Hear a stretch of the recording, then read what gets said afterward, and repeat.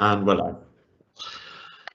Thank you. Good afternoon. I'm William J. Routley, the Chairman of the Overview and Scrutiny Committee for People. Welcome this afternoon. So first off, I declare the meeting open, and I have a legal notice which I am duty bound to read out. The Scrutiny Committee meeting is being conducted remotely in accordance with the coronavirus regulations and remote meeting protocol agreed by the Council, which will operate alongside the Council's standing orders to ensure that we continue to take democratic decisions in an open and transparent manner. I remind members that this meeting is being live streamed for the public. Can I suggest you switch off your cameras and mute your microphones when you are not speaking? The Council's standing orders and code of conduct will apply at all times during this virtual meeting. In the same way as ordinary meetings, the members should conduct themselves accordingly. I'm sure we will. Can I also remind members to ensure that the chat function is switched on and that the use of the facility is to indicate to me when they wish to speak on a particular item. Please do not speak until you are invited to do so. For the benefit of those people watching at home, this is being live streamed. When I invite members to cast their vote on a particular item, they will do so electronically using the voting facility in the chat function.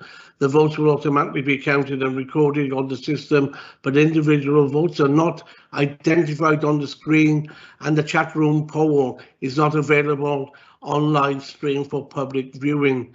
However, I will announce the number of votes cast for, against, and any abstentions before I declare the result.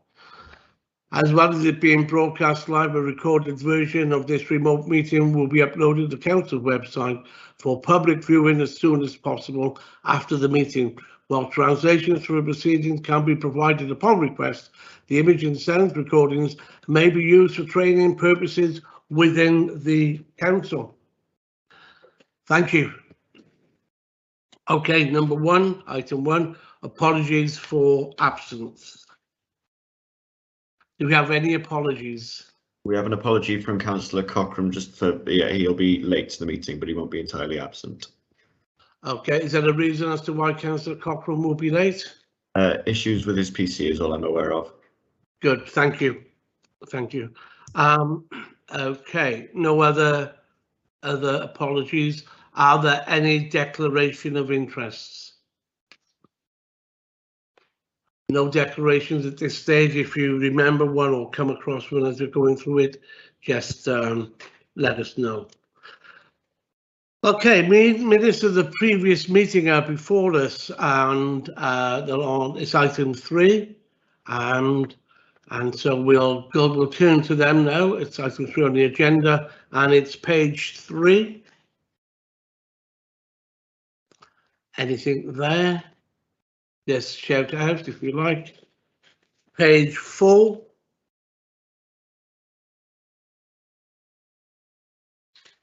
Page 5.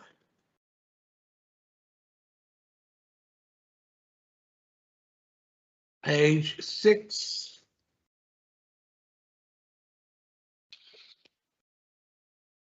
Page 7.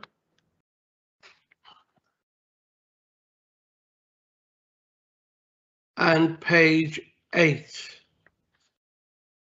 Anybody wanting to move these as a true record? Yes, Chair.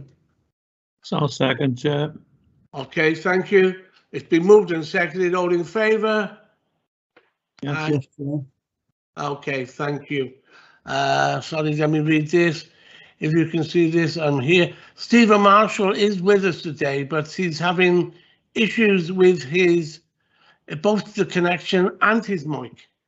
Okay, well, what we're going to do, Stephen, is where possible, where you can put your questions up in the chat, you can. We're trying to accommodate that. Connor, if you could keep an eye on that.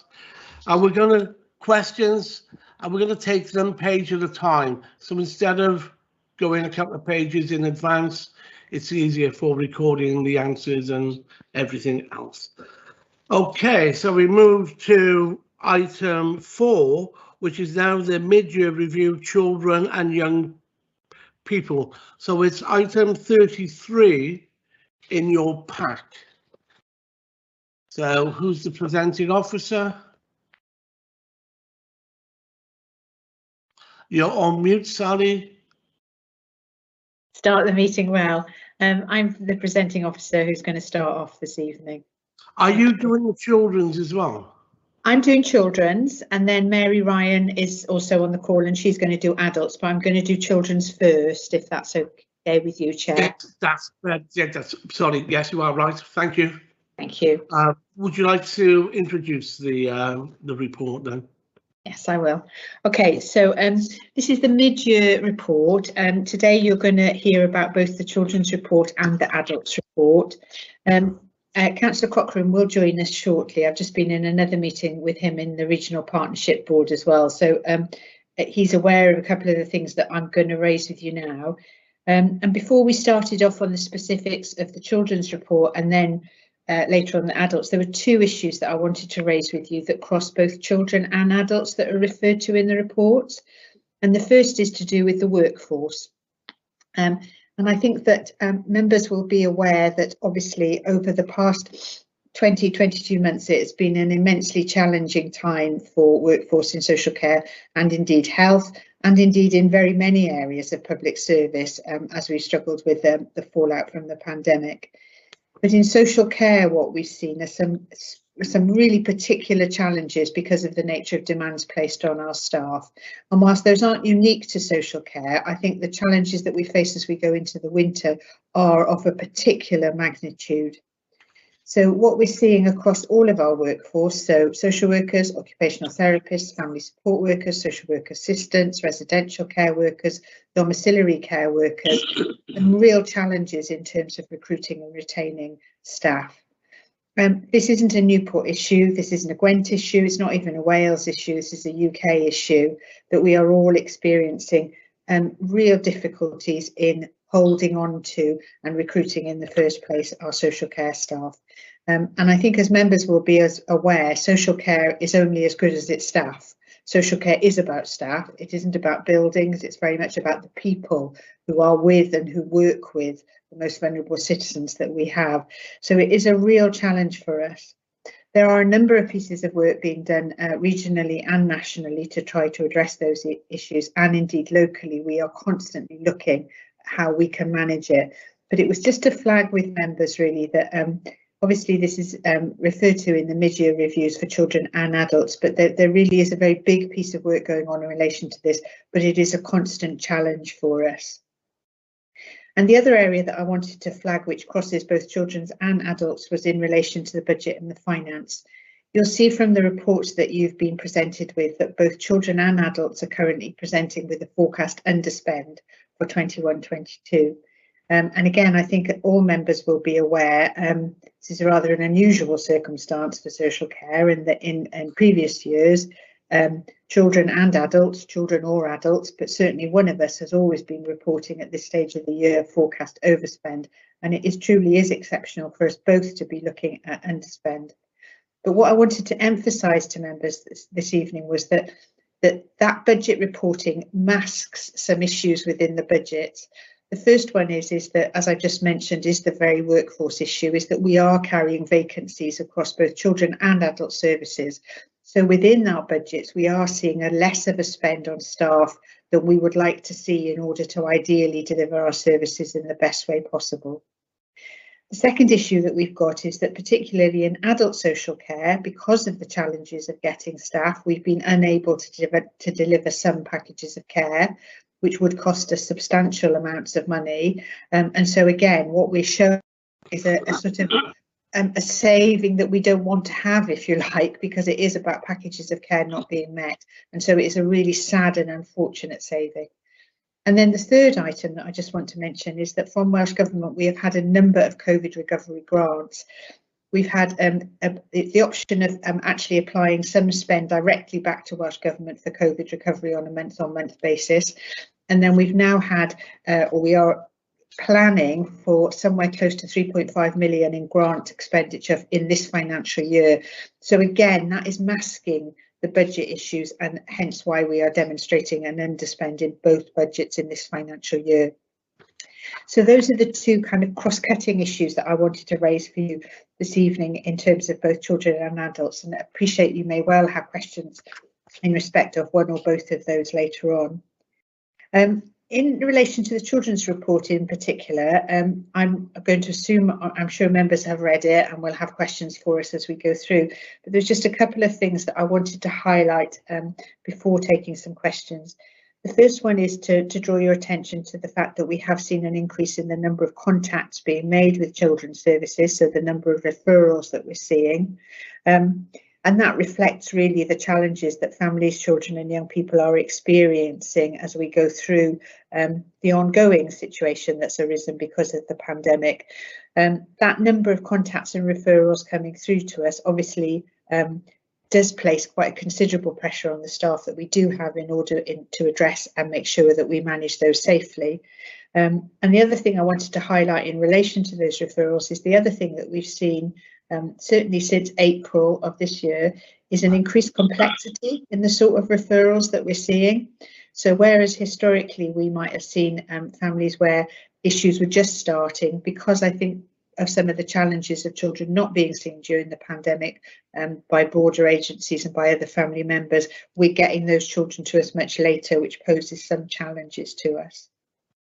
I wanted to just flag for members the work that we've been doing with unaccompanied asylum seeking children. So we've been working very specifically on addressing the needs of children who are arriving and transferring to us from Kent and from the ports. We are working collaboratively with Cardiff on this, and we are in fact presenting to Partnership Scrutiny tomorrow night on this aspect of work. I think what we recognise is that Newport has some real options in terms of being able to present and care for this group of children, and we have been offering some very positive services in being able to offer that group of children some really good and strong care given the terrible circumstances of how they've ended up with us. The next thing I just wanted to flag was the success that we've seen with MIST. So MIST stands for My Support Team. MIST is very much a Gwent-wide provision that's being rolled out. It's being funded currently in Newport by the Intermediate Care Fund, so that's funding from Welsh Government. And it's very much about a therapeutic, intensive 24-hour support for children who are at risk of placement breakdown, and we've already seen some real positives in terms of the children in our care and what they've been able to experience through the support from MIST. And the final part I just wanted to raise was just about our residential provision. We've talked before about the residential care that we have.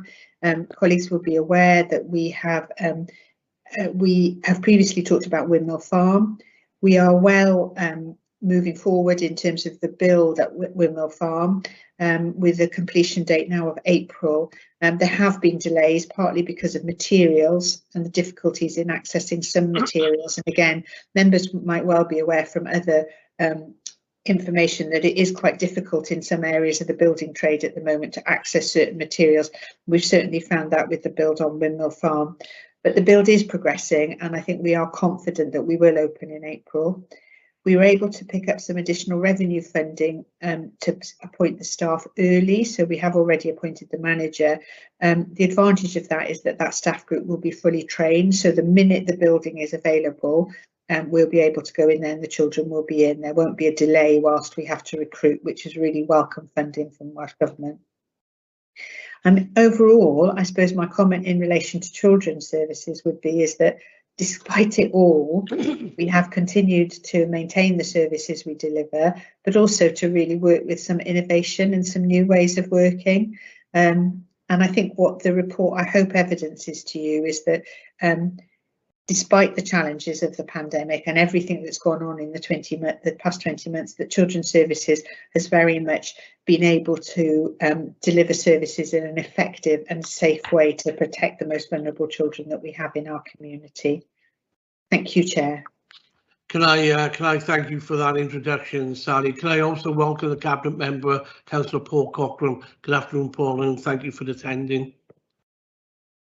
You're on mute, Paul. Sorry I was late. I was at the Regional Partnership Board, obviously with Sally. And Sally We understand that. Thank you, Paul. Okay, we're going to go through the report now, and so before I bring you in, Tom, we're heading towards page 4 to begin with. Do you have a question on page 4, Tom? Sorry, Chair. It was just to be sympathetic towards the staff who are under great pressure, and I'd like to maybe thank them on, if you don't mind, Chair, on our behalf, because they do a sterling job in all genres of the social services. Thank you, Chair. Thank you, Councillor Sulla, Tom Sulla there, and he echoes the feelings not just of this committee but of everybody concerned. So, anybody got anything to raise on item 4 on page 4? Chair, just 2 seconds, and I want to check with yourself and with Sally. Would you like me to play those videos now that were sent through with the report? If the chair would like them to be played, yes. I mean, I submitted with the report some short films of some work we undertook with our disabled children teams. I don't know if you'd like to see them, if the chair would like them to be played. Connor, I think we should. We had a problem in downloading them, so yes, if we could just play them. Thank you. Thank you, Connor. Where is my old friend Batman?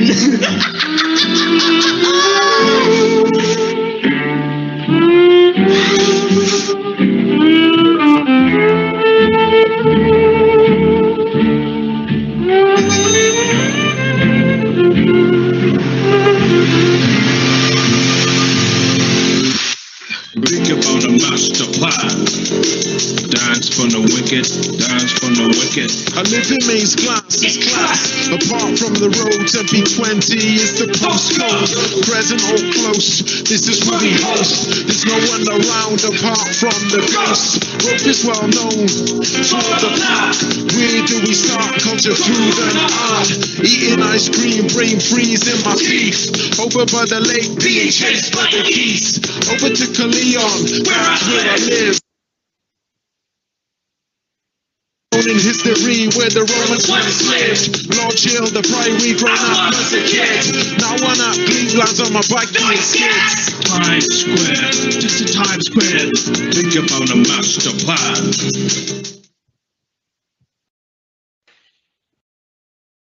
Right, Okay. that worked. Thank you. And now we're going to have video number 2. Mm-hmm.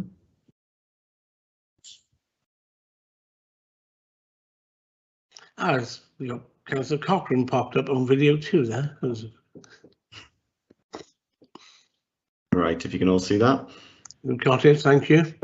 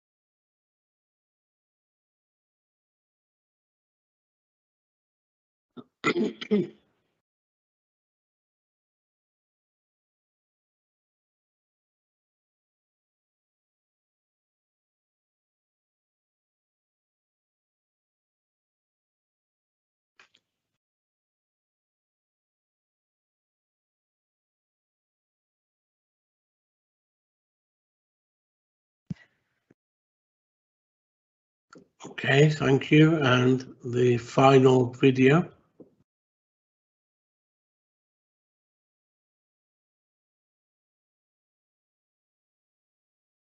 Sorry, 2 seconds. It's not giving me any options to share that.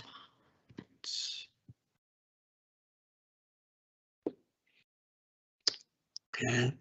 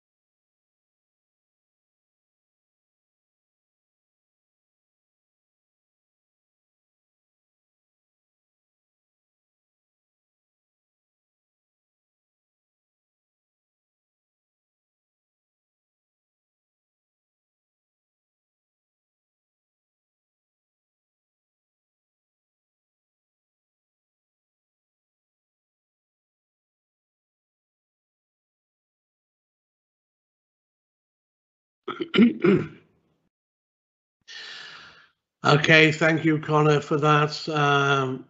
They were wonderful. I just love it because it just demonstrates and shows what can be achieved, and you know, it gives them confidence, and it gives them an opportunity to build on that confidence and to achieve something. So every one of them is resonating with myself, and I'm sure other members of the committee as well. It's good to see the work in action. It really is good to see it in action. It just shows you, Chair, that disability doesn't stop you, does it? Really, and the point I'd like to make, obviously, especially with children in need at the moment, obviously with music, we all heard what the drummer from BBC News, Owen, was it? Owen? I can't. But he made 3.5 million, and it's a plea really. I'm going out to all the charity groups because we can't bid for some of that funding, but certainly some of the groups can, and it'd be interesting whether we can make sure that some of these charity groups really put a bid in for children in need, because there's a lot of money to be spread around some of the children we've got in our care. I think it's a great idea. It's a great opportunity. Maybe we could put something out, not just on the NCC website, but that could go out on there's various websites that are run by various charities within Newport, and maybe something can be put together, Paul. And it's a great opportunity, and very, very valued. So moving on to item page 4. Anybody got any questions on page 4? John Richards. Yes, thank you, Chair. I listened to Sally's report, and on a couple of occasions she indicated that the staff shortages, etc., and that yet the workload is obviously increasing in certain areas. I mean, at the end of the day, if you want to attract new employees, salaries are key. Are we restricted in any way in that area? Thank you, John. Sally? Thank you, Councillor Richards. So in terms of salaries, I mean, obviously we're restricted in the sense that we have a budget to work with, but we know that certainly for social workers, for occupational therapists, social work assistants, we're a good payer and a good employer relative to our neighbours. We pay about the same. We're not the very best in Wales of the 22 local authorities, but we're in the top half in terms of what we pay, and that's really looking back over many years in terms of work that's been done with Scrutiny and with Cabinet to ensure that our staff are remunerated in a way that is fair. The biggest challenge that we have is in relation to adult domiciliary care, which I'm sure Mary will touch on when she talks to you later on. And that is a much more challenging area in terms of salary generally. Councillor Cochrane just referred to, he's chairing the Regional Partnership Board, and I was in that meeting, and there were some very long discussions at that meeting about how do we go about attracting staff, how do we more effectively remunerate our staff. And I think, as probably many members are aware currently, is that the hospitality industry, for example, can now pay more and is paying more than what some people get to work in care, which does feel really unfair, to put it very mildly, when you look at the skills and the responsibility that's needed. So there is regional and national work going on in this area, but it is going to be, I think, throughout the winter, a continued area of challenge. There is work being done with Welsh Government about what that might look like in terms of living wage, real living wage, foundation wage, all sorts of things that are going on. The difficulty is that translating that into a reality in a way that is speedy in order for us to be able to meet need. So I think in terms of many of our roles, we do pay a good rate and we pay a goods and comparative salary. I think it's wider than that. It's also about pathways into working in care and how do we manage that. And it's also about other things. It's about the esteem that we hold people in who work in social care, and about really valuing the people who work in our world and saying that to them and making sure that we as a society value them. So it is a complicated picture at the moment in terms of the workforce. Okay. Thank you. Thank you very much. Thank you, Chair. Thank you, Councillor Richards. Sally, on your projected underspend, which you've identified, and thank you for that. The projected underspend, I believe, of £147,000, which equates to 0.5 of your budget. What are we going to do? Because our underspend is not good at this stage of the year. We've never been in that position, I suppose. What can we do to ensure that we don't underspend and we use the 147,000 in a very good way? I mean, the challenge that we have is that the single most effective way that we can use budget in a way that meets people's needs is to employ staff. And I suppose, as I touched on at the beginning, is that the best way we can do it. We do have a number of plans in place for how we can improve that. But I would be honest and say that we are going to struggle this year, because obviously we can only look at employing people on quite short-term contracts, for example, from short-term grant funding. So it is an area of real challenge in terms of how we do that. And I suppose, just as I'm going back to, as I said at the beginning, the issue that we have this year is exceptional. This is not what the norm would be. This is as a rising out of those three factors. But in terms of how we spend, we have a number of pieces of work going on in terms of how we look at that. But we are forecasting that underspend, and it is likely to remain at that. Can I ask the Cabinet member if he would like to respond as well?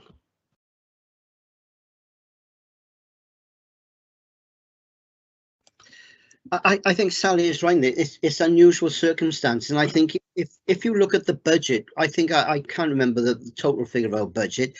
If you talk about budget for social service in general is over 60 million. Mm-hmm. Come in on that small amount, because we're never going to be on target here. It's impossible to do that. Even our home finances never come that way. So I think we've done extremely well, but we're not in a real world this year. We're really not. And I just think that, we don't know what's around the corner. We still got April to go till the next financial year. So I just don't know. And if I can just mention one thing, what Sally was saying about staffing. A lot of authorities now are giving golden handshakes and giving extra money to people to recruit. And I think until we get a wage that is across all Wales, like if you're a nurse in Powys, you'll get the same money as a nurse in Gwent. But you haven't got that with social services. You've got social workers in Powys possibly getting paid more than someone in Newport. So until they have the contracts all saying paying the same, that's going to be a very difficult area. But going back to your point, that is such a small amount of money. Well, to you and I, it's a lot of money, but in general terms, of the £60 million budget that we've got for social services, it's really just a small, minute figure. And we just don't know what's going to happen by the end of the year. We just don't know what's going to happen, do we really? We got the winter pressures coming on us now. We don't know what's going to happen with flu and COVID. So I can't say any more than what Sally has said, really. No, and I thank you for that. I recognise that the department, in actual fact, Paul, has spent 99.5% of his budget. So yeah, 99.5% spent. You have a 0.5% underspend, which equates to £147,000. I know it sounds a lot of money to you and I and to the great public out there, but you are right. We are entering into uncharted territory yet again this winter, and but thank you for the answers and the honesty in which you have answered.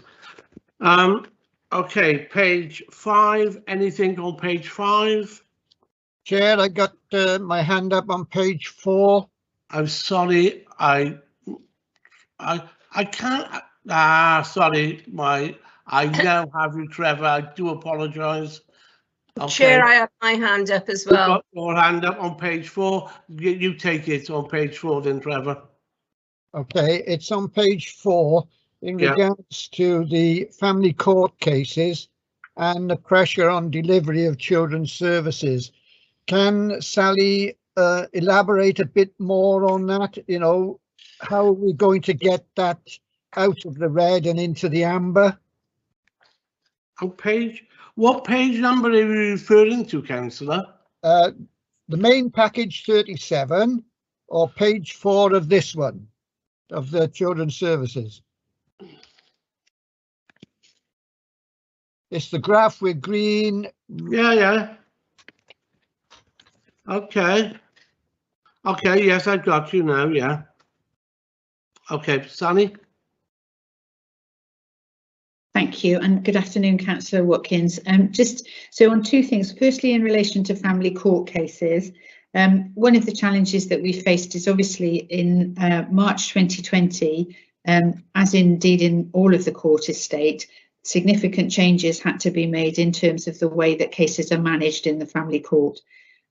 Prior to March 2020, we were working with deadlines that would make sure that most of our cases would be resolved in under 26 weeks, which is obviously desirable for the children and their families involved.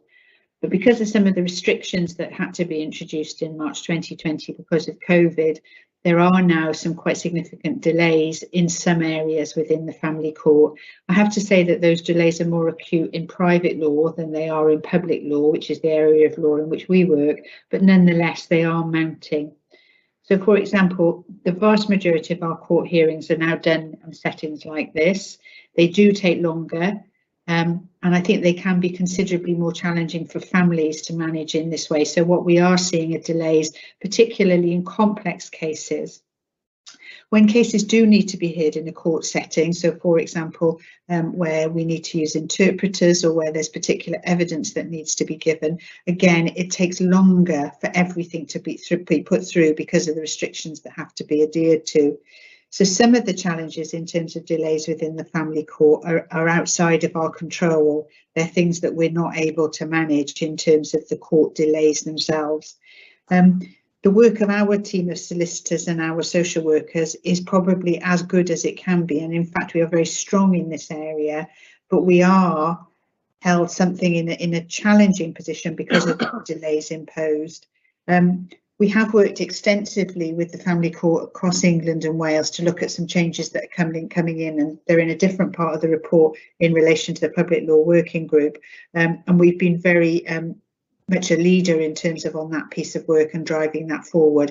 And that is really about making sure that only those cases that absolutely have to go into court, and that we work really effectively before ever getting into court to make sure that as much work has been possible.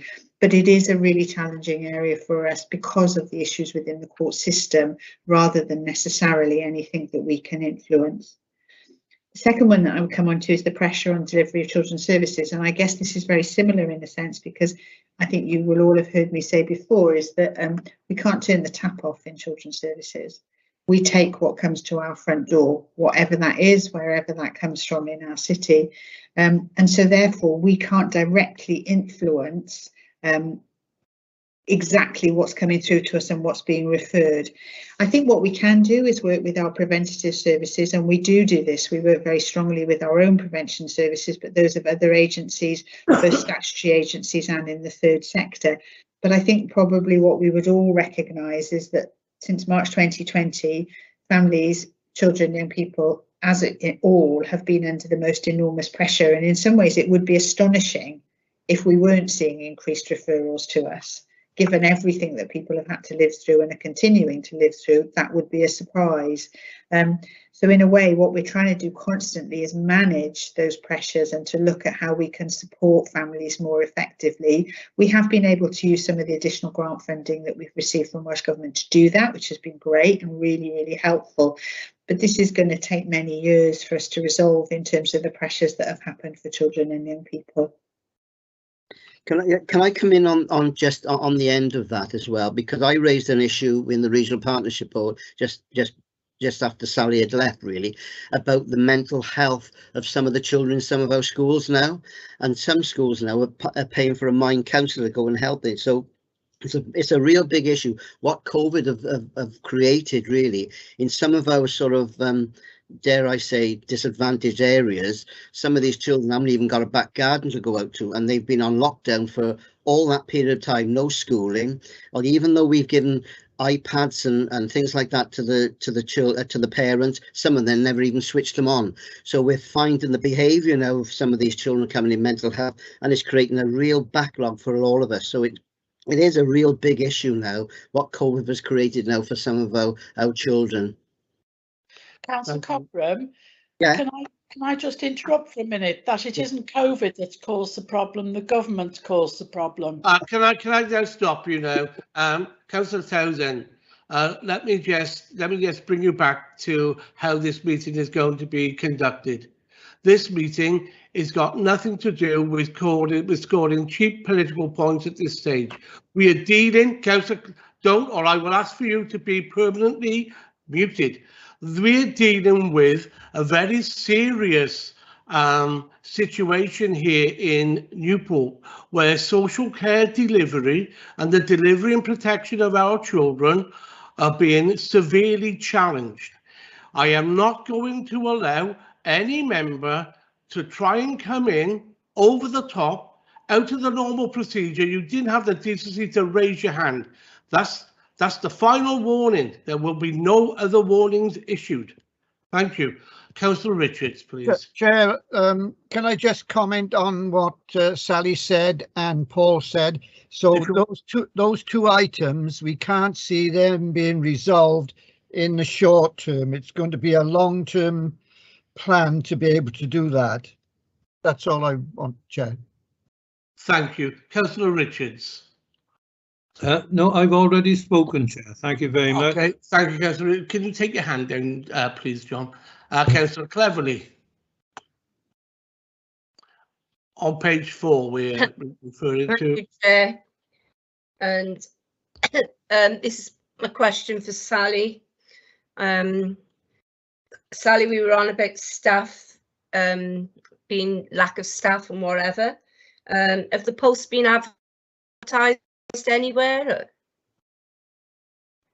Yes, so we've done extensive advertising and continue to do so. So we advertise in a number of places. We've had some really good support from our HR colleagues to look at slightly different ways of advertising, but also to look at things like how do we work with the colleges and how do we encourage people to go on. I mean, that's more of a medium term, but it doesn't mean that we should ignore it. How do we encourage people to come into social care? So that's the other thing.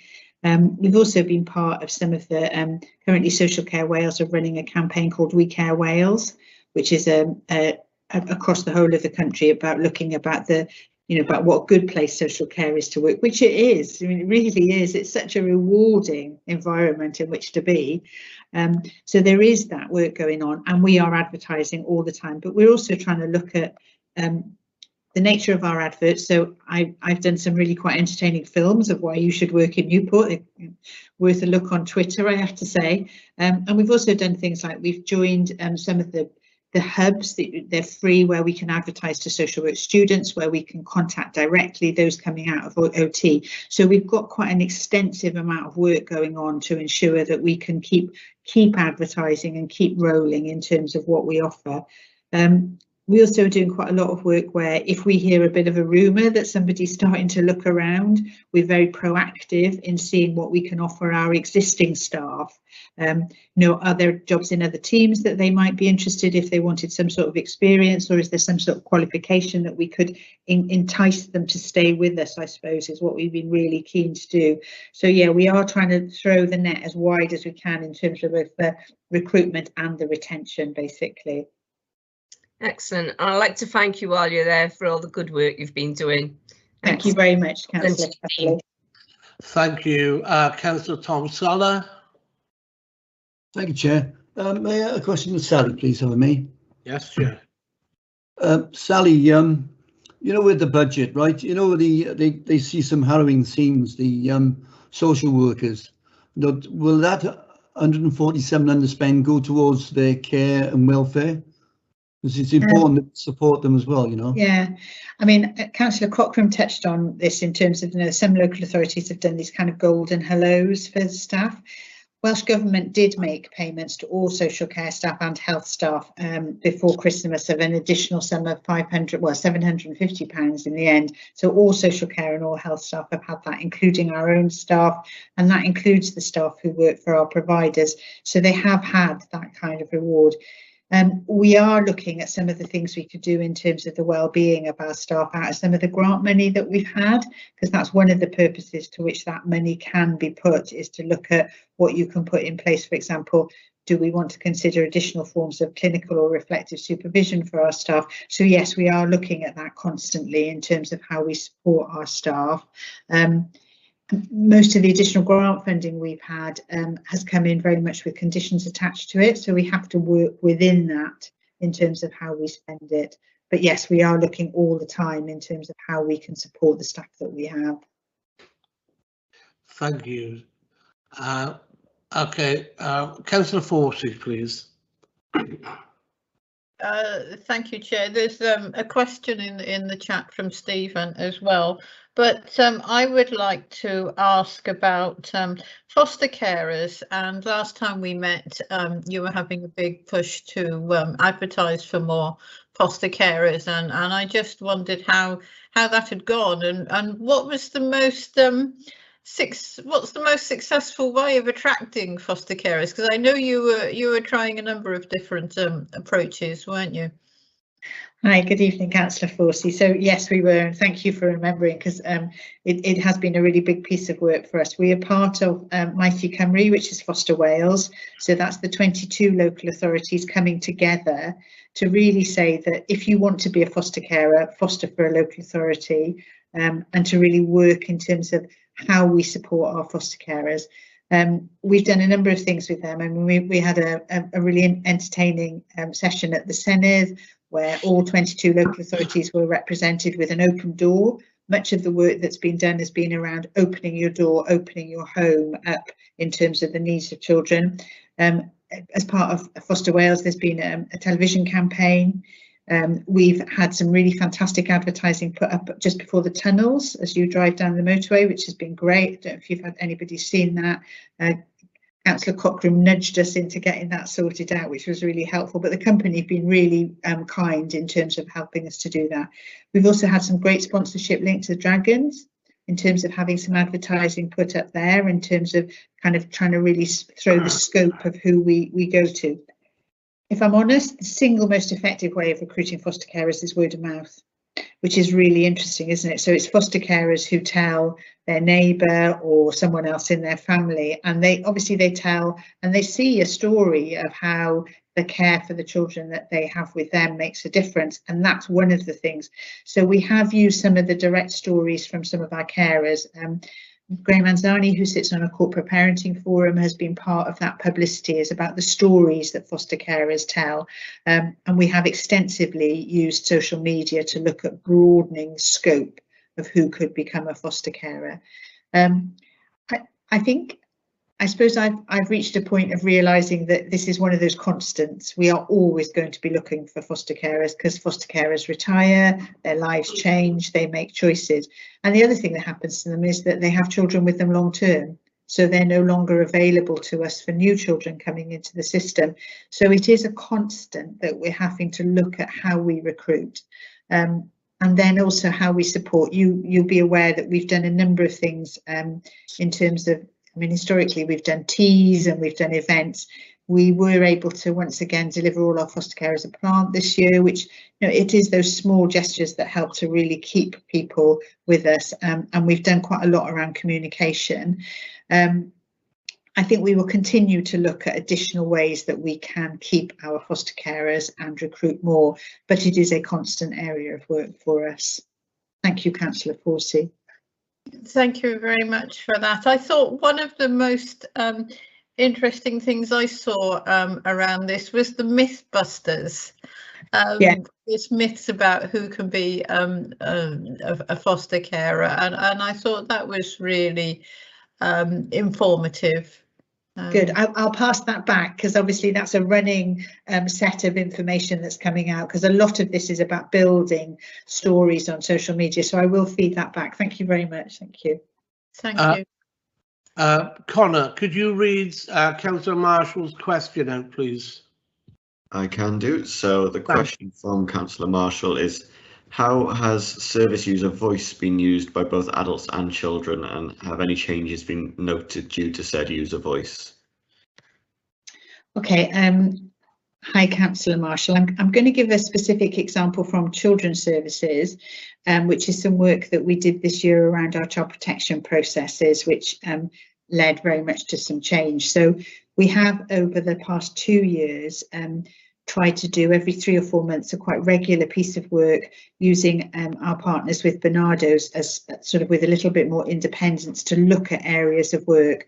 So they previously looked at some of the work that we were doing around exploitation, and they've also looked at some of the interface that we have between preventative services and statutory services. But in relation to how we've kind of then implemented change, I think the work that they've done around that they kick-started, I suppose, if you like, for us was around child protection process. So what they did was that they spoke with staff, chairs of child protection conferences, but most importantly, they spoke with parents and they spoke with children who were part of those systems. And from that, I think there was some learning, not unexpected for us. We knew that there were things that we had to change in that area of our work, but that's then been driven forward by a group within Children's Services, very much about changing the way that we do our conferences, the information for our child protection conferences, what happens in them, what happens after them. And that's very much been a series of changes that have been driven by the voice of children and their parents in terms of the services we use.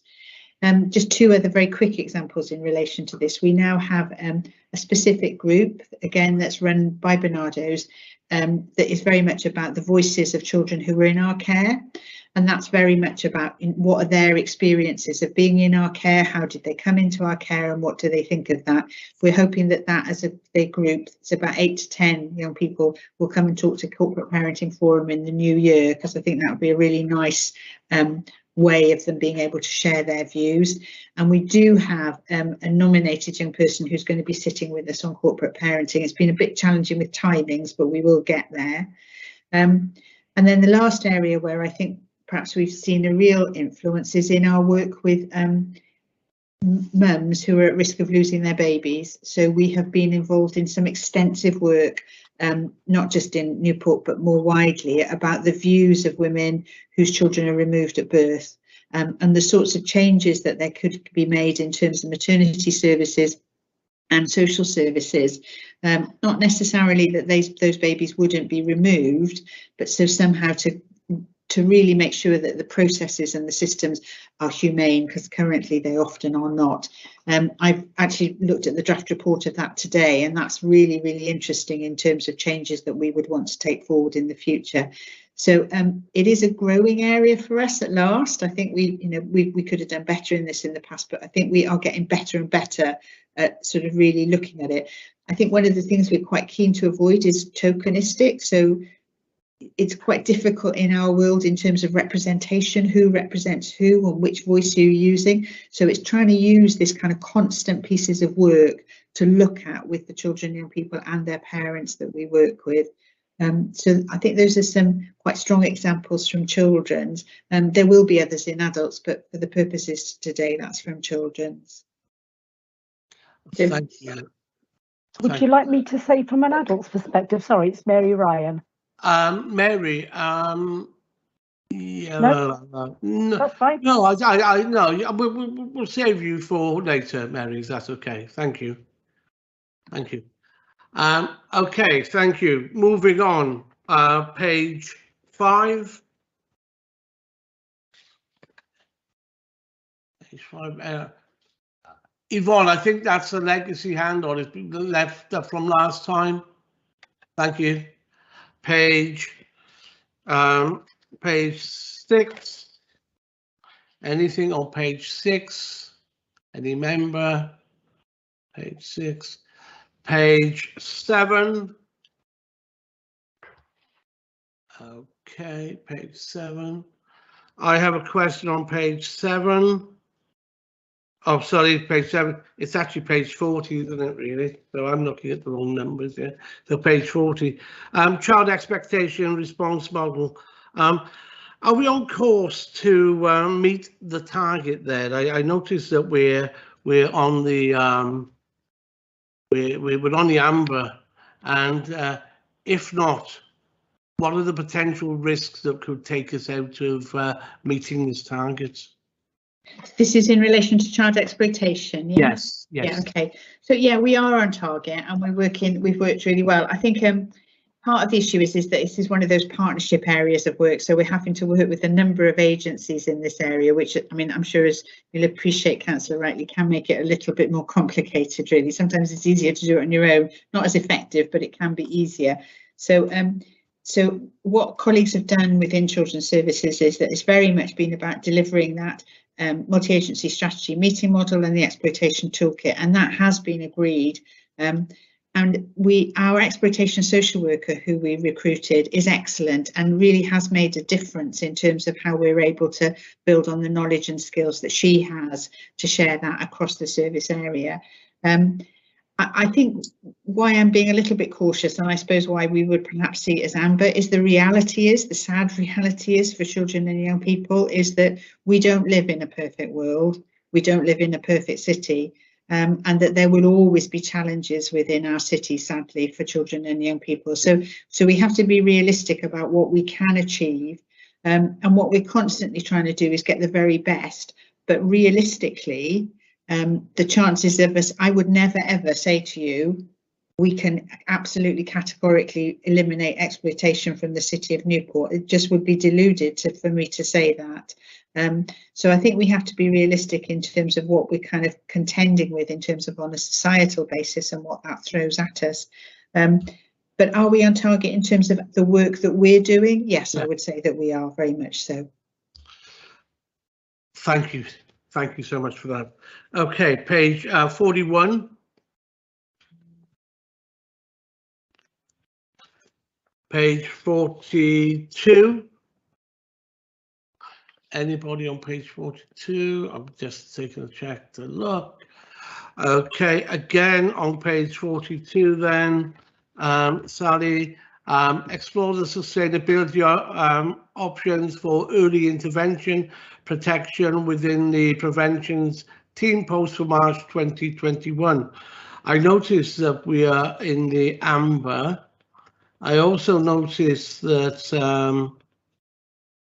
the sustainability resolution is post April. So we're not going to hit the targets, do we? Well, the funding that we had originally was until March 2020, and then that was extended so that we've been able to operate all of this financial year. So we will be able to operate the pilot for the whole of 21-22. But the reality is that the funding for this project came to us from the PCC. And the PCC obviously make choices about the funding. And I think whilst all recognise it's a really successful piece of work, it's also about that the PCC has got particular priorities for their work, so it's recognising that they may not wish to fund it beyond 2022. But having said that, part of this work has been about ensuring, for example, the quality of the referrals that we get from the police. So some of it has been about not just the actual work itself, but it's about improving the nature of what comes to us from the police force and the types of referrals we get. And I think that therefore will have a long-term impact, even though the project itself won't be sustained. What we have done during this period has been really clear about being able to have a really good, strong police presence within our safeguarding hub. And that makes a really huge difference to us day in, day out in terms of our management of referrals. But yes, you're absolutely right. In relation to this particular piece of work, it probably will come to an end. Yes, and I totally agree with you. But showing Amber, showing the 30% completed, right?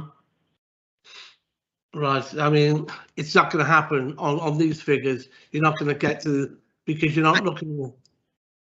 Well, I mean, if we were able to secure additional funding from the PCC, then we'd be in a different position. But I think it's unlikely that that's going to happen. So it will be about taking the learning from it forward. Should it be? Should that come under red rather than amber? Because you haven't hit the target of March. I think the reality is what would the impact on the service be? So although it's been an important piece of work for us, it's not core work for us. It's about trying to improve the work we do, and it will improve the work we do. It's just that actual development and that will cease. Thank you, Sally. Page 43. Anybody on page 43?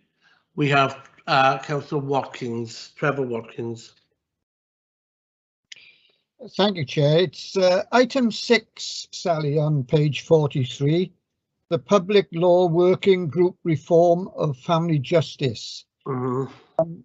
Supposed to be out in July 2020. That was delayed until March 21. It's now been delayed again to March 2022.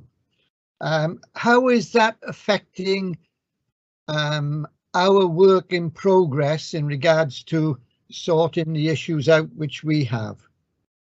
So, I mean, the report itself did come out in March 21, which was great. So the report came out late, but did come out 8 months late. Came out on March the 1st, actually, so it came out on St David's Day. So the reason that the timescales are given of March 22 is the actions for us to implement it. So the report is out and we're now working through the implementation, because obviously we need the report before we can do the implementation. We've done quite a lot of work on this, both nationally and locally, in terms of how we work across our social work teams. One of the big areas of this for us has been about how we work in pre-proceedings, and this is about the services that we offer families before we get into court. So it's about how do we work with families to really improve their lives so we don't need to go into court. So it's all tied up with the court situation as well. Yeah, so it is tied up with that. What I would say is that, I mean, you may have noticed in the data, our numbers of looked after children is very slowly coming down. Yes, very slowly, but it is coming down. So I think as of today, we're at 366, which is the lowest it's been for some 3-4 years now. And the other thing that's linked to that is the number of children that we have currently in care proceedings is low. And that is in large part because of the work that we're doing in advance. And sometimes people think, well, that must make your life easier because you haven't got as much in court. And on the surface, that's true. But actually, it is harder to work with families in that really focused and intensive way to offer them support, to keep them out of court. So whilst on the surface it's easier, it's a better way to work, but it can be more challenging. So I think in relation to this and March 2022, I think we've been very proactive in this area. Our special guardianship work particularly, we've really tried. We've still got a long way to go, but we are trying all the time to improve in this area. Yeah, I see that in the implementation thank you. Side. Yeah. Thank you. Thank you, Ken. Okay, on page I think there's a follow-up question from Stephen Marshall in the chat relating to that previous question. Thank you, Yvonne, for keeping us up to date. Thank you for that. Do you want to take that, Connor? Can you keep an eye on this chat as well for us? Yes. Thank Sorry, you. I was just trying to keep an eye on the raised hands and the chat. And Yeah, I know. It's unusual, but I want to help him. Right. So the question is, how is that figure reflected in those the local authority cares for versus those out of county? Thank you, Councillor Marshall. And I suppose what we've seen is in the same way as we've seen the slow reduction. We've never had a huge number of children relative to our total number of children cared for out of county, apart from those who are just over the border. So we quite often, for example, will have children who are with foster carers, say in Monmouthshire or Caerphilly. They're our foster carers, but they happen to live just on the borders. We can imagine some places in Wales that would be really unusual, but for us, because of our geography, it's more likely. And the other situation that we have is where we have children who, for example, sadly have ended up being placed for adoption on occasion, and those sometimes are placed out of Newport. Again, and that's to do with availability of adopters and sometimes what's right for the child. But the bigger question in that, which is children who are placed out of county, for example, in residential care, what we've seen is that in line with our development of our in-house residential, we've seen a slow but steady reduction in those numbers. And in terms of the numbers of children, that reflection of that 366, yes, absolutely. It does mean that slowly all of those figures come down, because inevitably it means we have fewer children placed out. So, and in some ways we report quarterly on that information to Welsh Government, and that figure is coming down more quickly than the overall figure because of the other work that we're doing in, for example, residential care. Thank you. Thank you, Sally. Page 44. Anybody on page 44? Just to note that there is some good work going on here, Sally. If you look on the further direction of travel down there and the pilot project in the Lamworm cluster, we'll look forward to the end results of these. You're showing 25% green on target and 30% on target with your end delivery date of 2023 respectively. So, you know, unless you want to say anything on this good work, I'm just saying it's nice to see it going forward. Thank you very much. Thank you, Councillor Outley. Okay, page 45. Anybody on page 45? No. Page 46. Any hands up on page 46?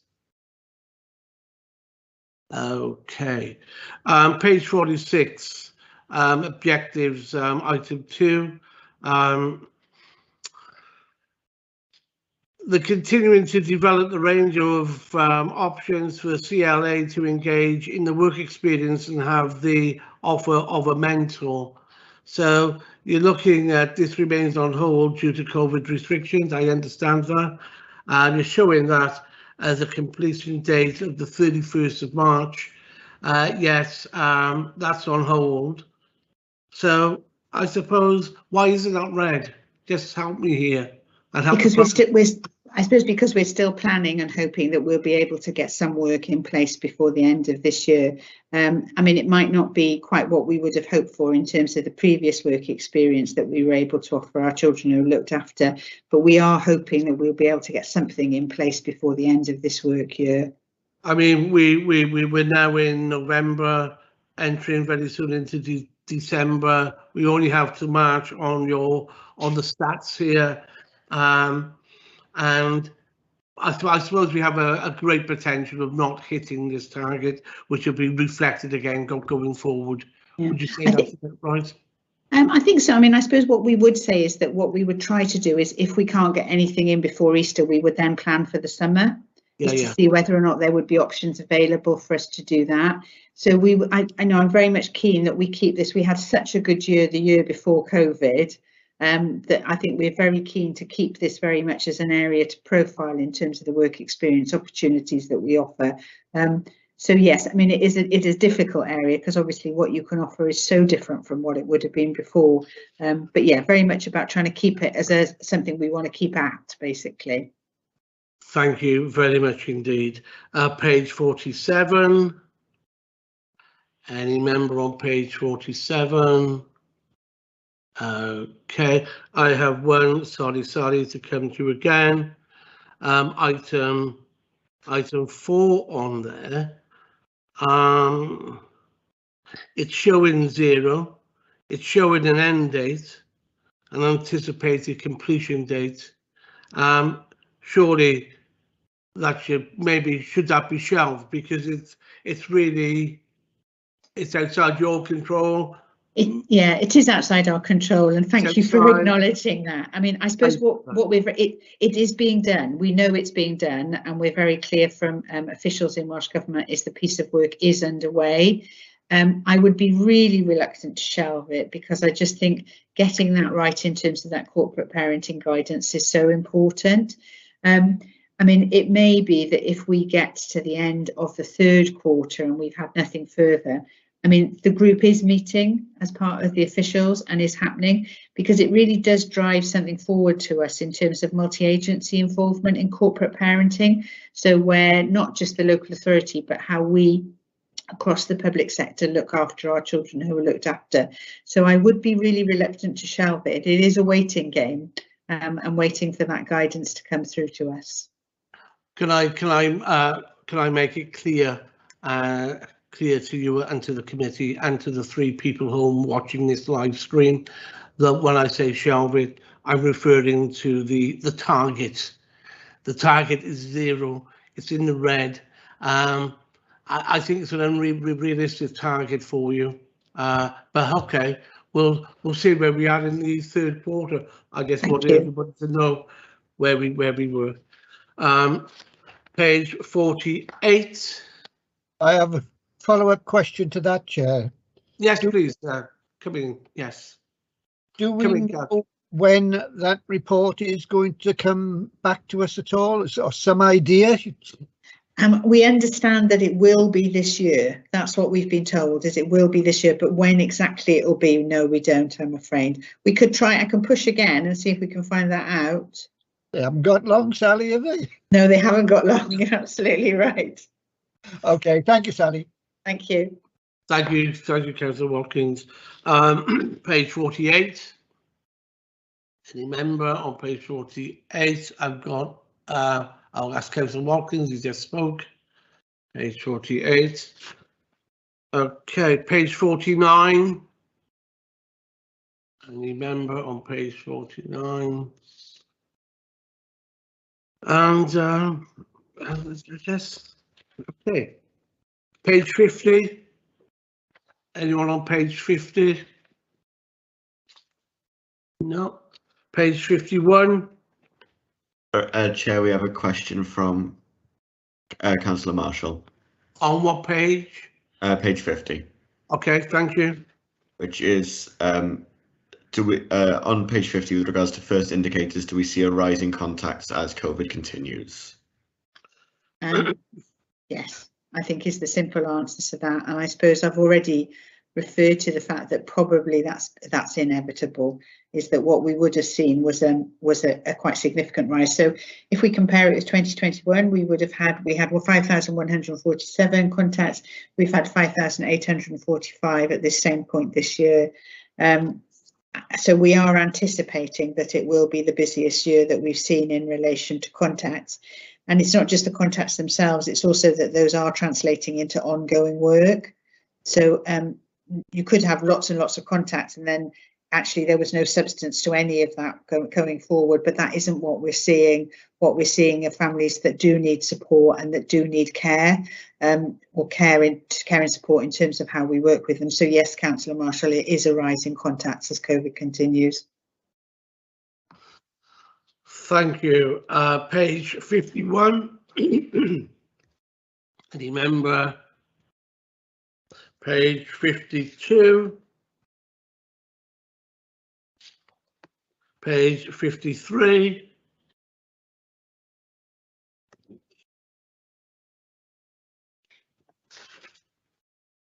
Okay, and that's the end of that report. Can I thank you, Sally, Have you got your hand up? Sorry, I'm trying to watch out for Stephen as well. But thank you for watching out for him. Yvonne, please, Councillor Forsey. Thank you. I just wanted to say thank you to Sally for the videos. I thought they were really charming, lovely to see. I didn't really expect to like the rapping, but I did really enjoy it, and the Romans in Killian, we live here or something. I'm not sure that it all played properly just now, but when I played it at home, I thought it was really lovely. And I also really like the canoeing and paddle boarding, because when people think I can't do this, and then at the end they're going, well, look at me, we're doing it. That is such a, that's such a lovely activity. So it's such a joy to see. And I just wanted to say thank you very much for sharing that with us. You just did, Councillor Sulla, and then yourself, Cabinet Member. Thank you, Chair.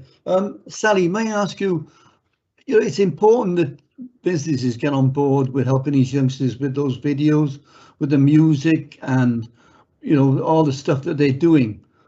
Is there any sign of them coming on board to help us? Because we need help.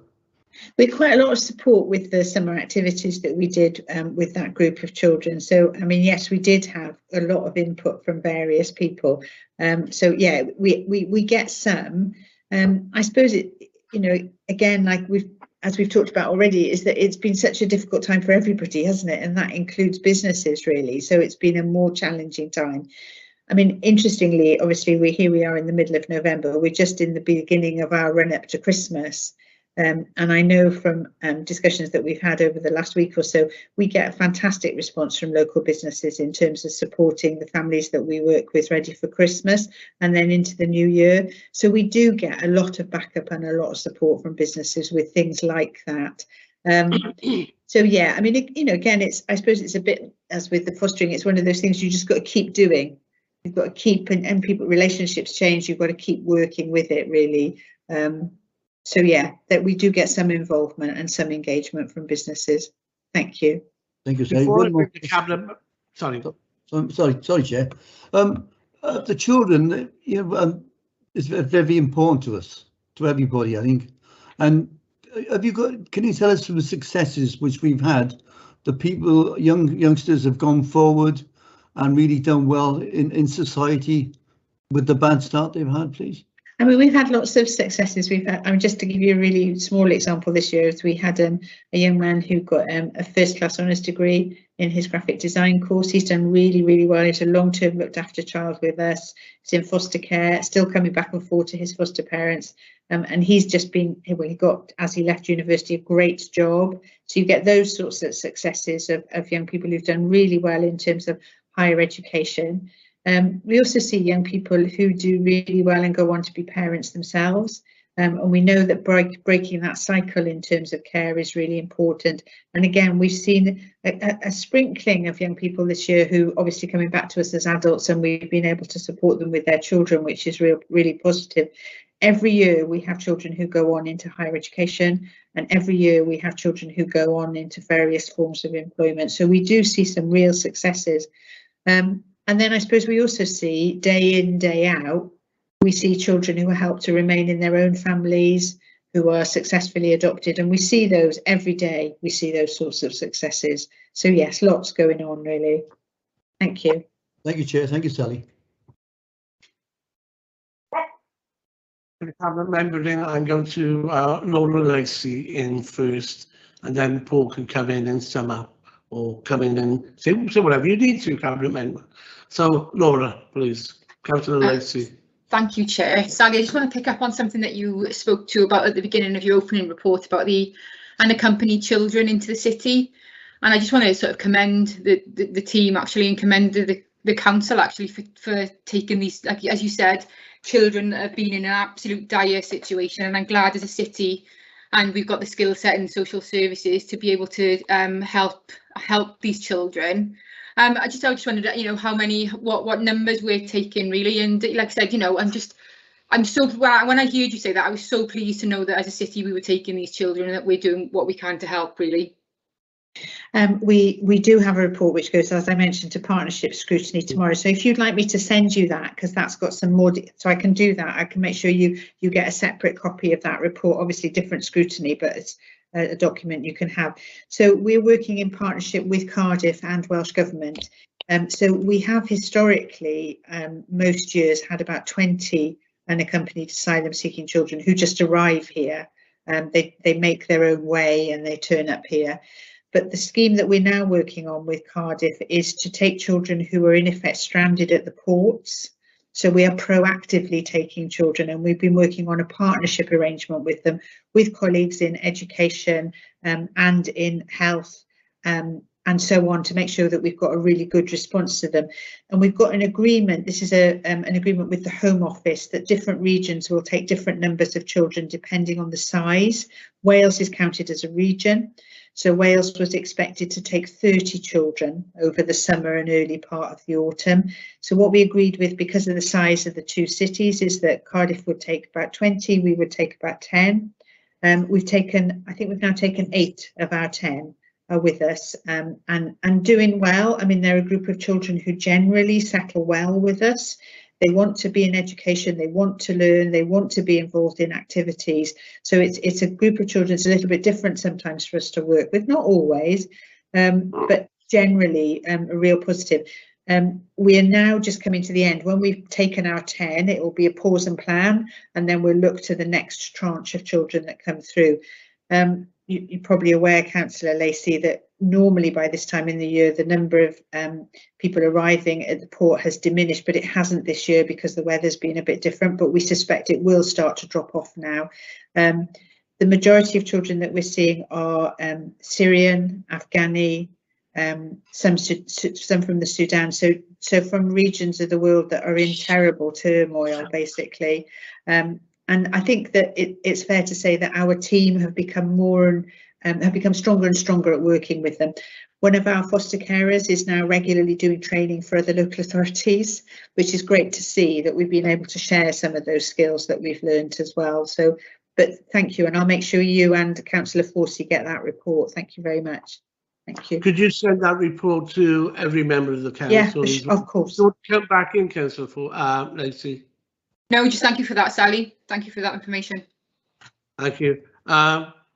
Yes, we have 8 at the moment that we have with us, and yes, the plight is pretty horrendous when you see them, and there we go. Are we actually doing everything we can? Because one of the on behalf of I won't mention any names, but there was a 13-year-old, and allegedly the foster carers were offered £100 to clothe the child. It was only described as arriving in very summer clothes, then, put it that way. £100 isn't a great deal to integrate a child, given the fact that we're heading into winter. I mean, I'm just saying, is this normal, or does the grants go up and down, or can they apply to someone else, you know? If there's a specific example, Councillor Routley, perhaps you can let me know and I'll pick that up with you. I mean, we do have a whole range of supports that are available for children in our care. So, but if there's something specific, by all means, please drop me an email and I'd be happy to look into that. That's very kind of you. I will do that after this meeting. Thank you. Okay, so we have a further question from Councillor Marshall as well, if that's okay. Yes, sorry, Connor, for dumping this on you, but there we go. That's all right. So it's just, are you using any new partners or partnerships to consider new ways of working from the past year's experience? I think, I mean, obviously our existing partnerships are very much in place, so very much in terms of our partnership with Bernardo's and our partnerships with our range of agencies, so particularly police and health colleagues, and we will continue to work with them. I don't think we've seen specifically new partnerships in relation to children's services. We've got lots of work going on in a multi-agency setting, but there's nothing particular that's new that's come out from the past year for us. I mean, I think one of the very big challenges that we faced is certainly from March 2020 through really until that summer, of course, is a lot of agencies did step down services. And I know that for that period and then later on again, when we were again put into a position of further restrictions, what we did see were some real challenges in terms of agencies not visiting, and the implications of that. I think we are still some of that we're still seeing now. So no, I think the answer to that is probably no at this point in time. Whether or not things will change, because obviously lots of people have had the opportunity to reflect on their lives over the last almost 2 years now and really think about how they live, and whether or not that will translate into different sorts of partnerships going forward, we wait and see. But at the moment, no, we don't have something specific that I could answer that on. Thank you, Councillor Marshall. Okay, no other hands indicated. Going to go to Councillor Paul Cochrane, the Cabinet Member. Paul. I'll thank you, Chair. I will be brief, because obviously I think Sally and the members of the scrutiny have really asked a lot of pertinent questions, and rightly so, and I think they've had the answers. But I just like to bring back about the mid-year forecast. When you look at it, there was only one in red, and I think you alluded to that, really. Should it really be there? Because in some respects, it's out of our control in some respects. Most of them were all in green. There was some that clearly were in amber, but that we're moving towards that. I would say, shadow of doubt, I think we're up there with any authority in Wales at the moment for children's services. No question about that. We've had wonderful letters from the Minister on our children's services, our residential homes, what we're bringing the children back in. So all credit to Sally, the staff and the team of what we're doing in children's services. It's a good report, there's no question about it, because you know and I know that if anything can bring a local authority down is social services if it all goes wrong. And as far as I'm concerned, I've got great faith in Sally and the team and everybody else in social services of really, when you look at that report there, I don't think I've ever seen one that has of that type of report in all the years I've been here, mostly green, amber and just one in red. Okay, thank you. Cabinet Member Councillor Paul Cochrane. Can I wish Sally and the team all the very best, because, and it is a sincere fear that we have as we enter into the unknown winter now, where we know that things could get a bit more challenging for us. So we wish you well. Does anybody need a comfort break at this stage of the meeting? Okay, I guess nobody does. Okay, so, okay, thank you. We're going to move on now to the mid-year review for adult and community services, pages 9 to 32. No, sorry, yes, adult and community services. Okay, so good afternoon and welcome. I hope, is this your first time presenting, isn't it? It is to this scrutiny, yes. So I'm new in post to adult services, so I will do my best to present somebody else's hard work, but I have been working across sort of adults and children's services for the last few years, so I've got some ideas what's going on. We have every confidence in your ability. I have more confidence in yours than mine, so we'll get through this together somehow. Okay, would you like to introduce the report, please? Yeah, so obviously so this performance report is for the last 6 months, and obviously they've still been dealing with the pandemic throughout those first 6 months, but actually is made, in terms of the report, they've had to refocus and sort of prioritise some of the work streams in terms of making sure they were what was required due to the pandemic and the consequences of that, such as the integration of the frailty into the first contact door for adult services and things like that. So we've had to streamline things to make them as fluid as possible. The number of referrals have remained steady in the first sort of 6 months, but what we did see in terms of about around 700 referrals coming into adult services. However, they were more complex. So a little bit, I think Sally sort of referred earlier in terms of children's services, some of those things we may not have had to pick up to work with. Actually, they're becoming a lot more complex in terms of when they're coming in. Now, whether that's because people have been at home and have gone without care or haven't asked for help and assistance while COVID was going on. We know there were some packages of care that were handed back because families chose not to have domiciliary care in their home because they were obviously trying to protect themselves and to be as the vulnerable people in their homes, but we're not sure about that. So there has been increased activity within adult services, and that was really from within the hospital sites, and notably the Grange opening, and obviously the reduction of sort of staff that were available in both hospitals and within our social care sector that has been hard going. The reablement team, and that is really about when people have been in hospital for a significant period of time. It's about getting them re-abled to be able to return home or to have a sort of a step down process before they do go home to see whether they need long-term care or short-term care. So that has continued throughout, but it's got a bit snowed up, and that's really to do with the lack of domiciliary care in terms of the pressures. Now, when this report first started in April-May time, it wasn't as bad. We did have a provider, a residential and nursing home that actually closed. So there was 27 residents that we had to find other accommodation for. We were extremely fortunate at that period that actually all those 27 residents were able to go to another home of their choice with their families. But that situation would be very different now.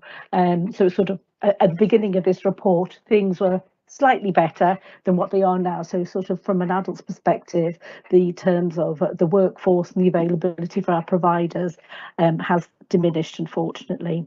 So the main concern really in this report is really about the financial sustainability of our care homes.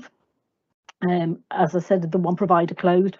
We are sort of under threat of other providers possibly closing up for many reasons, and also that's about the staff shortages across the care sector for them to be able to stay open and be viable. As a council from Adult Services, we have been very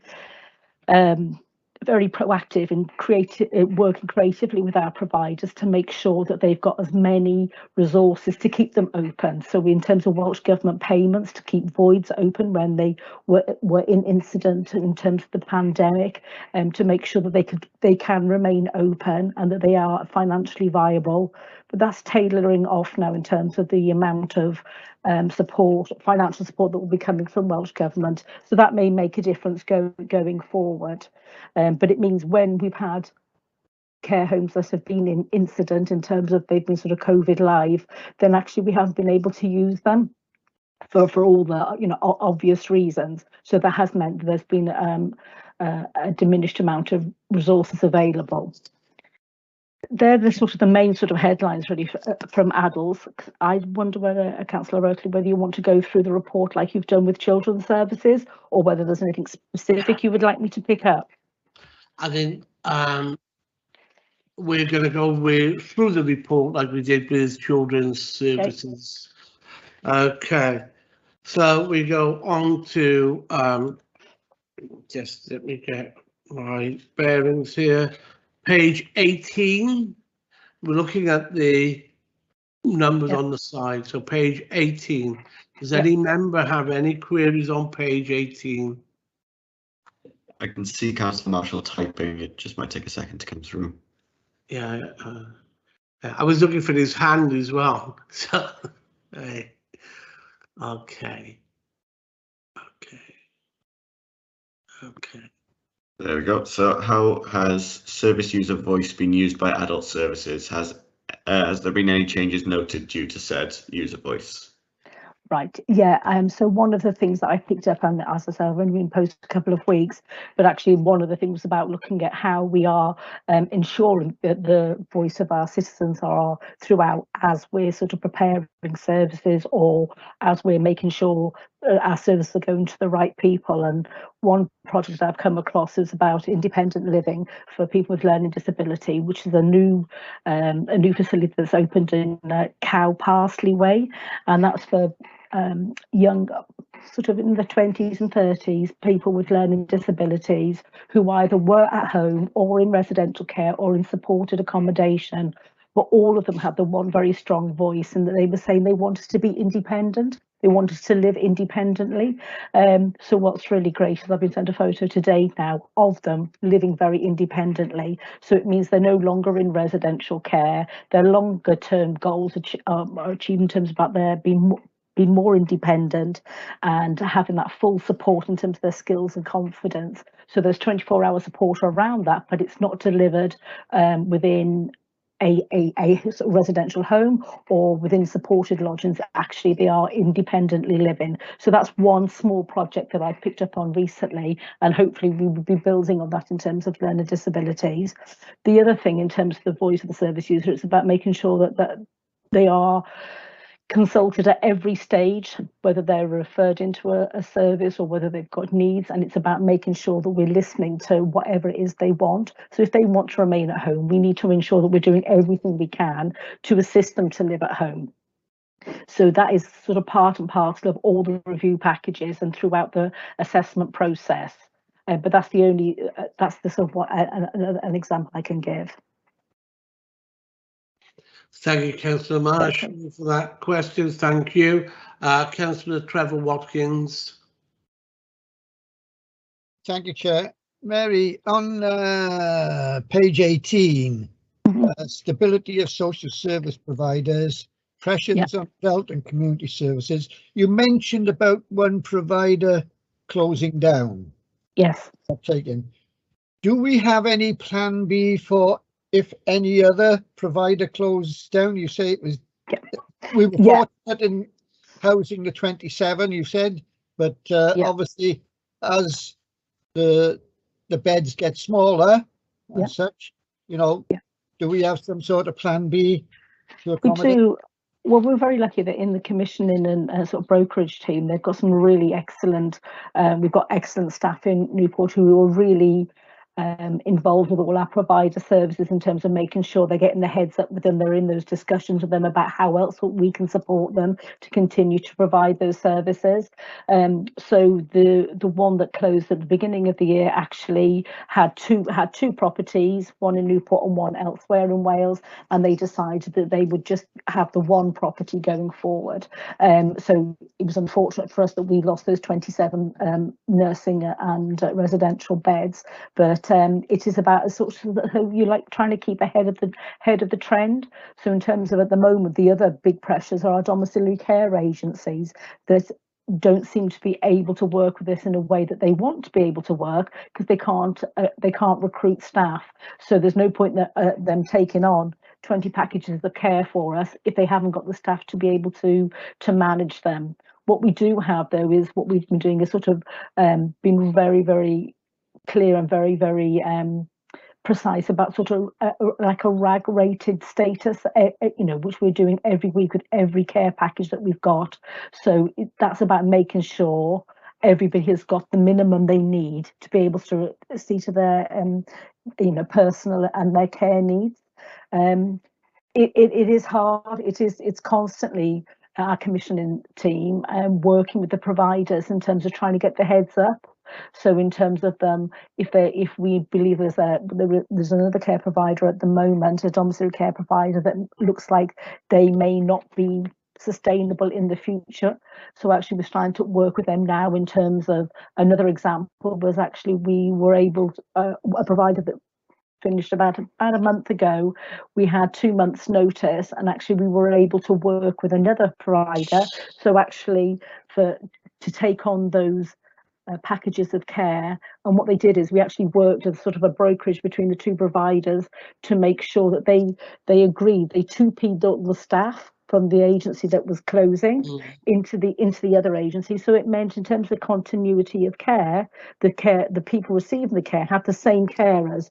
The staff were happier to go because apparently the 2P and the terms and conditions were slightly better in the second the second domiciliary care provider.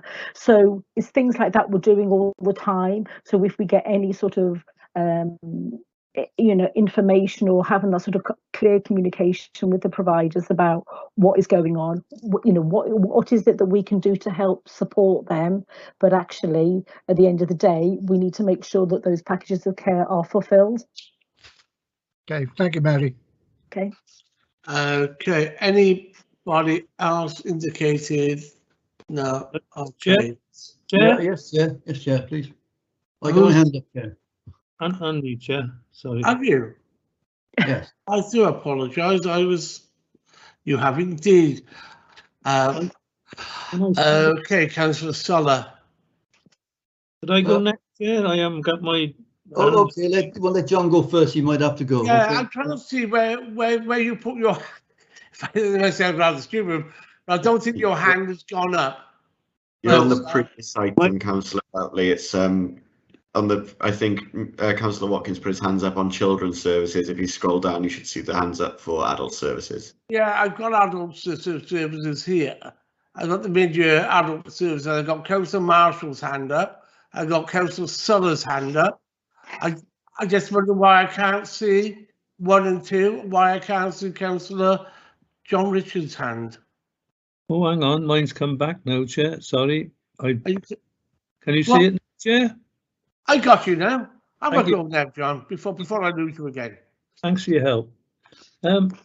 Well, just one question on what's Mary's explained, that we do help to try and bring together problem residential homes before they close, etc. One question: do we involve the families in this discussion? Yeah, absolutely. Because it's always a time that you can review what's best for that person. So obviously the families, if they're involved at all, are always included, because it's about making sure it's not about just moving people. It's about making sure we're having that discussion with the resident. And if they don't have capacity or there are issues with their mental capacity, it's about making sure that they've got advocacy, or their families or whoever is important to them outside of that home, to make sure that they're part of wherever they go. And as I was saying, in April, it appears that we were very lucky that all 27 residents ended up moving to a place that suited them and it suited their families. So that was, a couple had an improved experience with their families, only because they were a little bit nearer. So, absolutely. Good. Thank you, Mary. Thank you, Chairman. Thank you. You're very welcome. No one else has indicated to speak at this moment in time. Yes, I have, Chair, but I let John speak first. That's okay. I'm just wondering, just Connor, why have I got ticks instead of hands up? Right, sorry. So the tick is normally what we move on to for the next hand up, but it's because Councillor Richards was speaking, I accidentally clicked the. That's okay. First. I'm just wondering whether. Yes, that's okay. Thank you. Thank you, Tom. Please go ahead. I apologise to you. Thank you, Mary. May I ask, people with disabilities, are companies willing to help you in any way to get them into the workforce? Because it's important, because even though they're adults, we still have a duty of care, don't we? Yeah, absolutely. And I think that's about sort of looking at day opportunities for people, especially people with learning or physical disabilities, in terms of what there is out there. So yes, so there is a sort of part of workforce planning and care planning for those individuals. It is about what their interests are. So whether that's about accessing some training or some qualifications, they would be fully supported to do that as part of their care and support package. So yes, that would happen. And there are various opportunities across Newport, not as many as what we would like, but there have been. And I think obviously the pandemic has had an effect on that, in terms of people have had difficulties running their own businesses, never mind taking on something else, but that will be something we will be pushing for going forward. Thank you, Mary. Thank you, Chair. Okay, thank you. On page 18 as well, I noticed obviously R1, which you spoke with, and R2 are in the red. How concerned are you at this stage, knowing that you have a long winter ahead of you?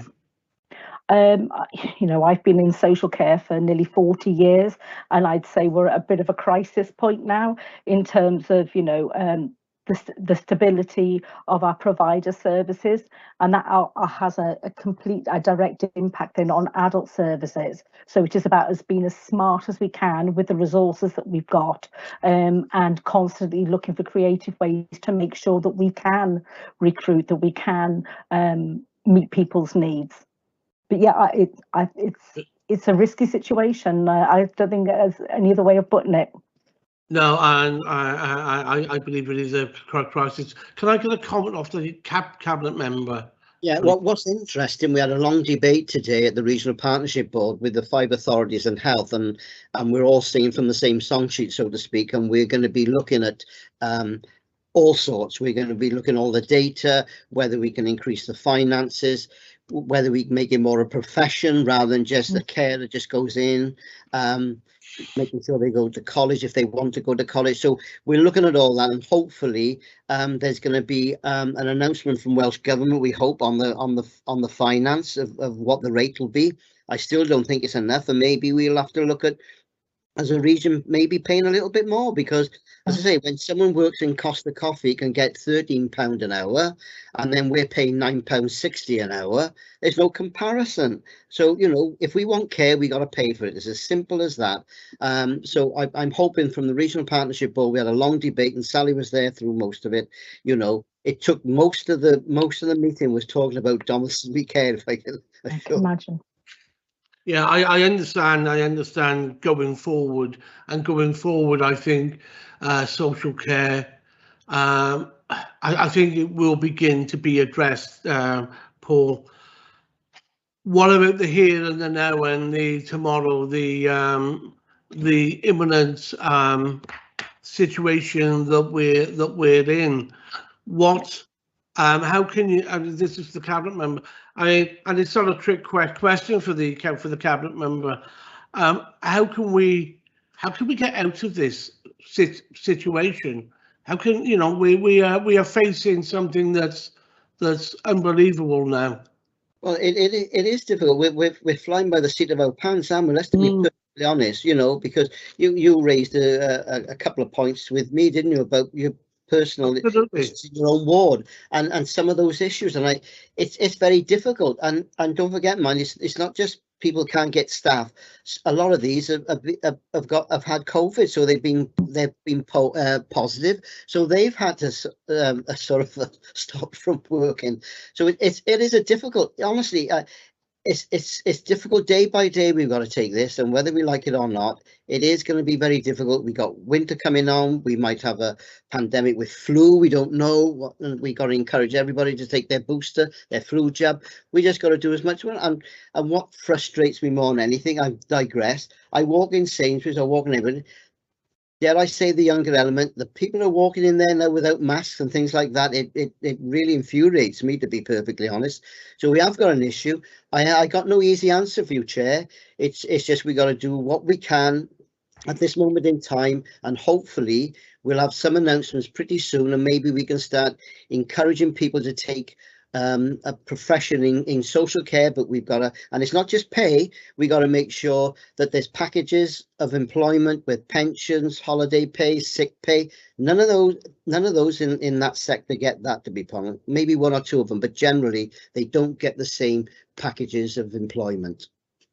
Cabinet member, I hope that you will indulge me just for a second. We are in a time that I've never seen in my life, and we don't know where we're going. Is it not a time, given the fact that that we're, I mean, we can use crisis because we are in a crisis, not just Newport. It's not just the UK. It's actually we're worldwide now. So, isn't it time that maybe we could have a full update for members of the council? Because I believe that this is the only way we can get through, is if we're all pulling in the same direction, and not every member of the council would have would switch on to what we are speaking about today. And I think there's so much good information there and so much realistic information that could be shared through a seminar for elected members, so we're all up to speed with the crisis that we face. I think that might be interesting, I'm not against it, but I would like to see exactly what comes out of. We've been given a time scale in the Regional Partnership Board to possibly come up with something.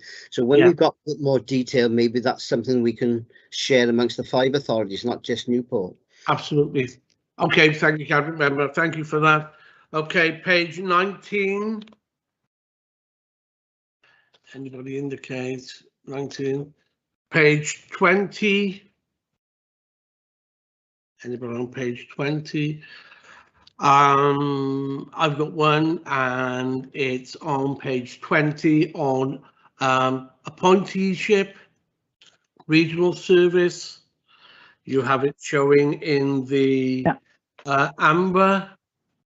Yeah. Okay, and with 10%, and the regional meetings have been reinstated and scoping work is underway. What's our chance of hitting the target by 22? Well, I think in terms of the appointeeship, we've got it up and running in Newport, and it's very effective for our local citizens that need to have an appointee. And I think there is quite a bit of work that was done around the region in terms of looking at how we're going to do that. So I think that was a little bit on the back burner purely because everything went into supporting in terms of the care services.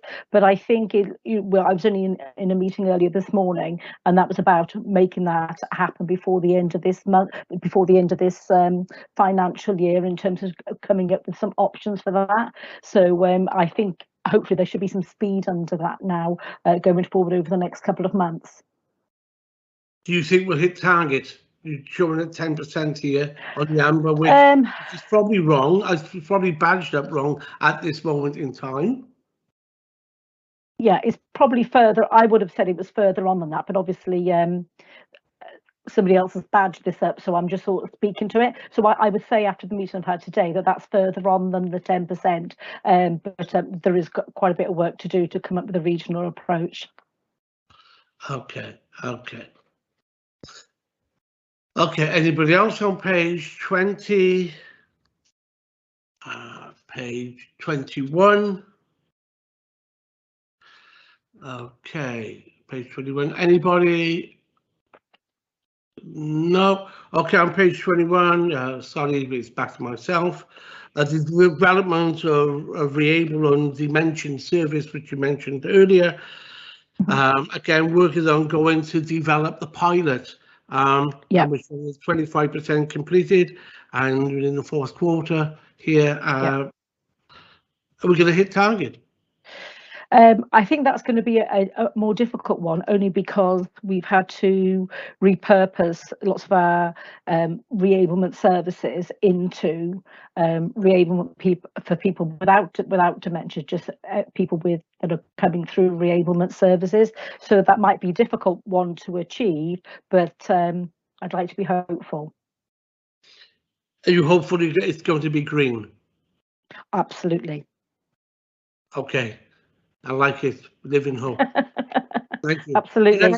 And can I just come in on that one? Because obviously this is not the only dementia service. The Regional Partnership Board, one of the priorities with the Regional Partnership Board, the Welsh Government have set us, is dementia services.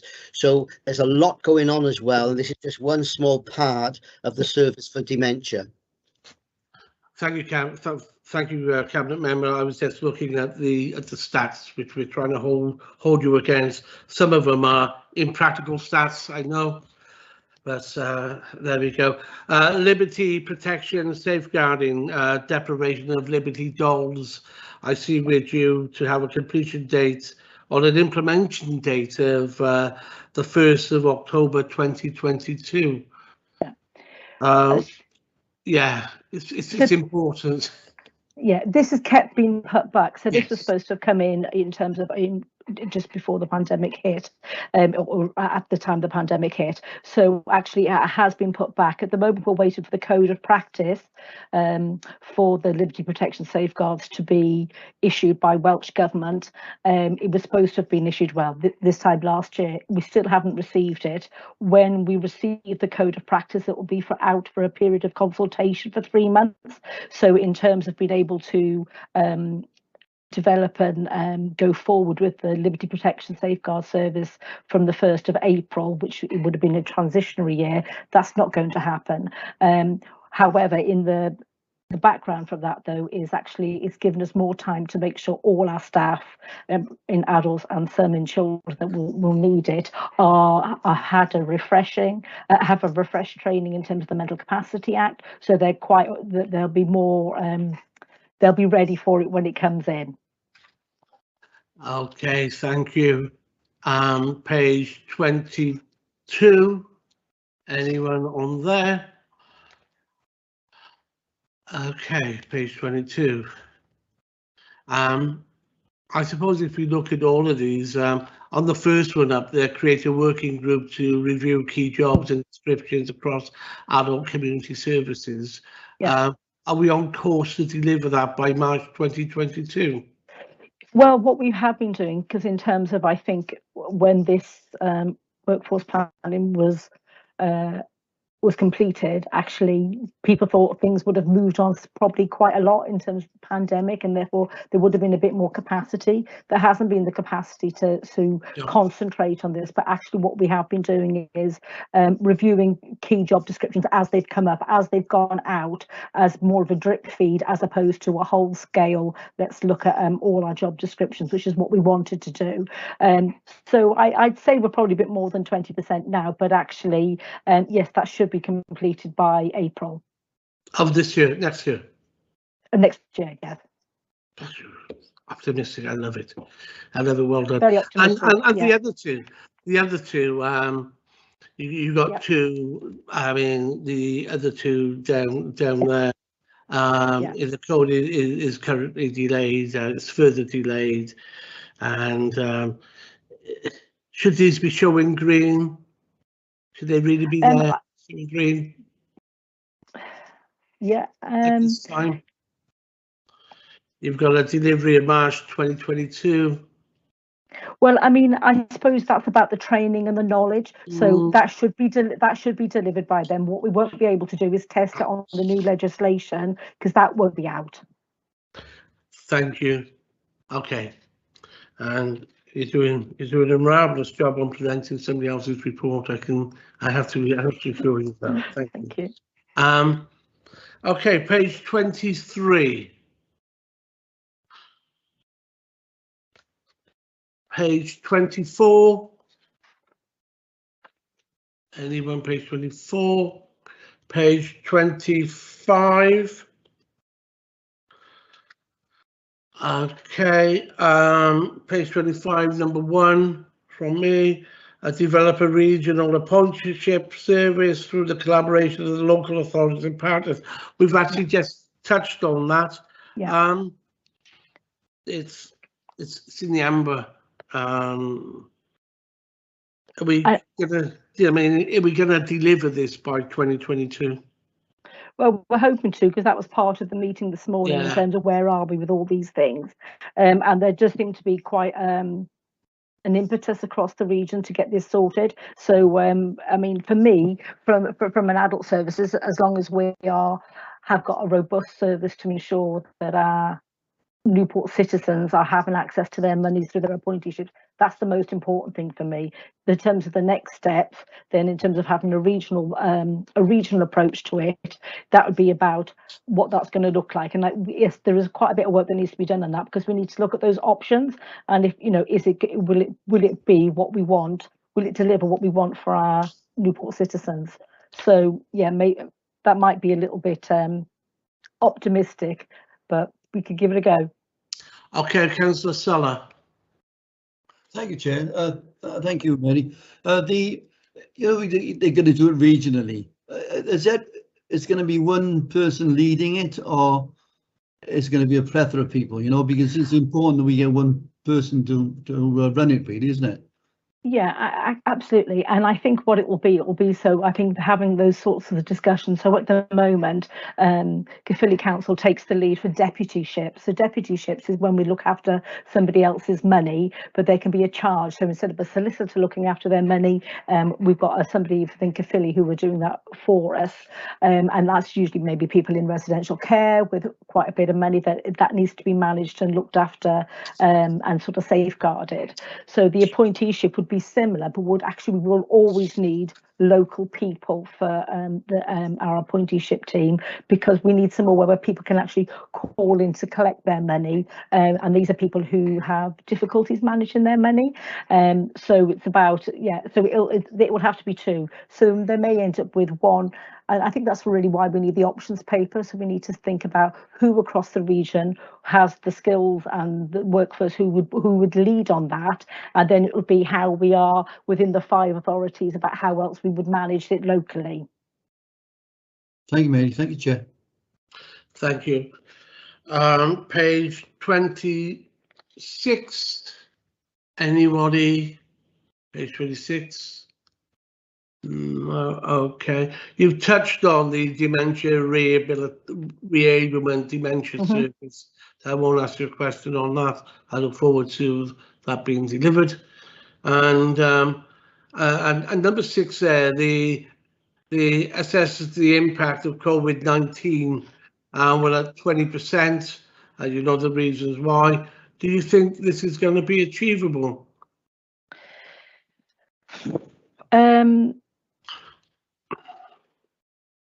I think it will be achievable in us understanding what those pressures are and what the impact is going to leave us with. But I think we're sort of still in it. We're still in the middle of the impact of COVID-19, aren't we? We're still living through that. So as though we're learning the lessons throughout it as we go along, actually, it'll be the results of everything in terms of social care, in terms of providers and residential care. That was under pressure prior to the pandemic. All the pandemic has done is exacerbated where we are, and we've sort of shot forward a couple of years of it in terms of those pressures. So I think there will be lessons learned, but it's about how we work with it then. What can we learn from it going forward? Yes, I guess that's what I'm looking at is the start date, and it is covered with COVID. But I guess because the start date, you either had a looking glass and went forward in time was the 1st of April 2019. So we're pre-COVID. It just seems to be all joined up with COVID now, and I understand the reasons why it's gone that way, but. Yes. Do you want to say anything, it's just really. I think what's happened. I think we haven't seen it at the moment. You know, there's over 500 vacancies in the care sector throughout Gwent. Now, the issue of some of them, they would have gone under ages ago, but they've all been subsidised. Yeah. I think when that subsidy comes off now, I think then we'll see the real figure, and I think that's where we don't know what's going to happen now, but some of them have been given sort of that lifeline really, and they might have gone out a long time ago, and some of them have got 20 beds, and some of them and they only got 4 people in there. It's when that subsidy comes off, that's when we'll see the real figure, I think. And can I just say that's already starting to decrease now in terms of those, the support to them, and we're administrating that. But that's already. So I think by March 2022, unless there's another announcement from Welsh Government, unless there is any other help, financial assistance, it's not going to be good. No, exactly. No, it's not going to be good at all. But there we are. We are where we are, I suppose, with that. Okay, page 27. Councillor Watkins. Thank you, Chair. It's item 1. I'm glad to see the carers work plan has been developed and the work plan to incorporate themes and national framework. How do you see us progressing further than that, Mary? Yeah, well, I think we're just going through the accreditation now in terms of the carer friendly accreditation as a city, and that's looking good. And I think when we get that, then we can start embedding it across the workforce and across the city. So hopefully that will continue. So the accreditation is just one thing, and it may be a plaque, and it may be good news for Newport City. But actually, that for me, that's the start of it. Then we need to make sure it's embedded right across all the services that we've got within the council and within the city, to make sure everybody's understanding what that means. Would that be good for the carer themselves? Yeah, well, I think it will heighten it. It will show carers the value as a council that we put on them as carers, which goes back to sort of the discussion that Sally had right at the beginning in terms of the value of care. So I think it will help that in terms of citizens will understand that from a council perspective, we value their contribution as non-paid carers, as carers within their own family, or as paid carers. So it'll be a start from that. But actually, I think there's a lot more work we need to do now. It's not about getting the accreditation and we sit back. Actually, that's when we really start to try and make it more meaningful and embed it across the city. Lovely. Thank you, Sally. No, it's Mary, not Sally. Thank you, Mary. Okay, thank you. Okay, thank you. Page 27, that was just, 27, 28, and page 29. Okay, page 30, page 31, page 31. That concludes, if nobody's got anything else to say, that concludes that report. Can I thank you for your presentation, and I hope it wasn't that hard. Thank you. No, you're very welcome. You answered it as professionally as anyone could have answered it, and I know it's difficult presenting someone else's report for the very first time. Cabinet member, do you have anything you would like to add now before we release you back to the community? Well, I just want to welcome on board Mary. I haven't spoke to her since obviously her appointment, and I just echo what you said. I think Mary did an excellent job there, and I just like to go back to what I said earlier on about the social service with the children's service. You can see the report there we had with adult service, with all the pressures of people living longer. We all know that by, I think, I don't know the figure, but I think it's by 2040, I think there's going to be over 40,000 people living to the age of 100. Well, they're not going to be on Mastermind. They're not going to be running a marathon. They're all going to want some sort of support. So the pressure is really on adult services as well, with the growing population and the elderly population. But you can see there was only one, I think, in red again there. You all mostly in green and amber. We know what we've got to do. So, and that's part of the issue really, is for us knowing what we've got to do to get into green. So I just like to thank all the staff again, adult services, children's services.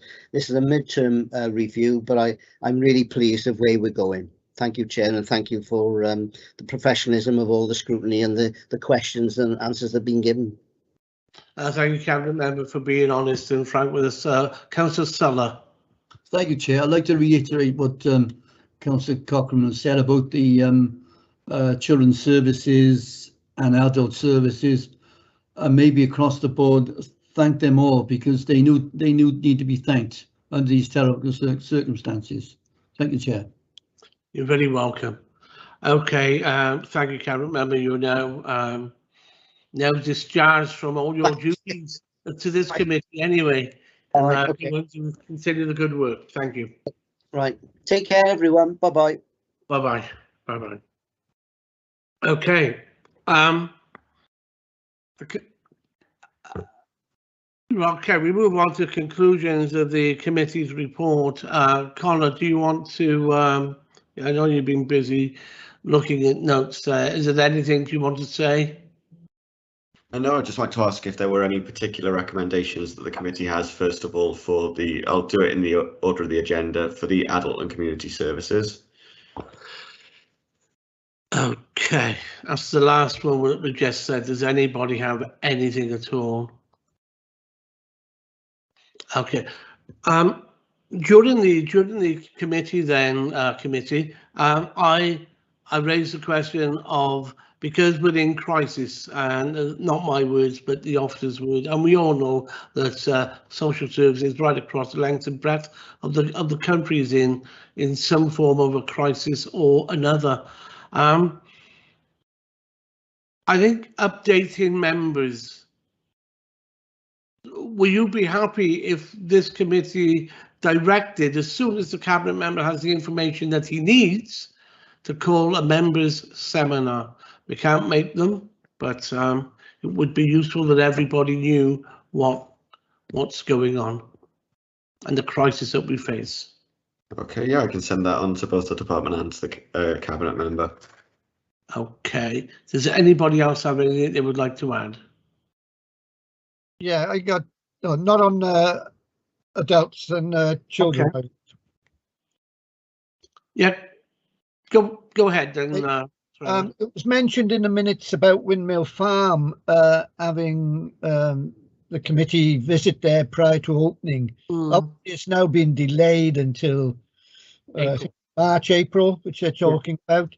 Obviously, I think the members would still be interested in visiting Windmill Farm when it's prior to opening. I'll reiterate that to the department. Thank you, Connor. Does anybody else have anything they wish to add at this stage? Chair. Yes, please. Councillor Bradley, can we have an update on, is it Rosendale Annex? Oh, Rosendale, the end of Kylican Lane. Yes, there's supposed to be work ongoing there. I think that's Kylican Lane. Yes, okay. Okay, thank you.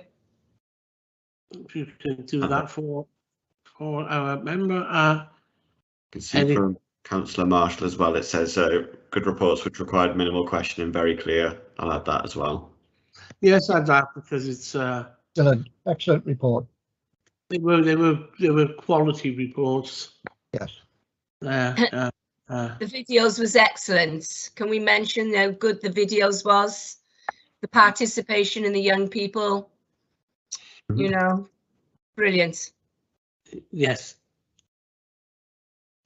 Okay, thank you. Anyone else? Okay, we move on now then. Forward work plan. Yep. So, sorry, I've noted on the first draft of the report, I've accidentally written 9:30 AM for the forward work plan. Obviously, that's just our pre-meet time. The meeting itself will start at 10 on the 30th of November to discuss the service plan mid-year review for education. I'll get that out to you soon. We've received a draft. We've just got to get the approval then from the cabinet member. What was the date again, Connor? That's on the 30th of November. You've already got an invite, I believe. Yeah, that's right. Okay. Then we won't meet again then until the 11th of January 2022 for the draft budget proposals. We should look forward to that. I shall see you all. Okay. Is there anything you want added to this work programme? Yeah. No. No, we're all happy. Okay, Colin, if you could stay on after this when we end the meeting, I just want to have a quick chat with you. Thank you. So I'm going to call the meeting now to a close.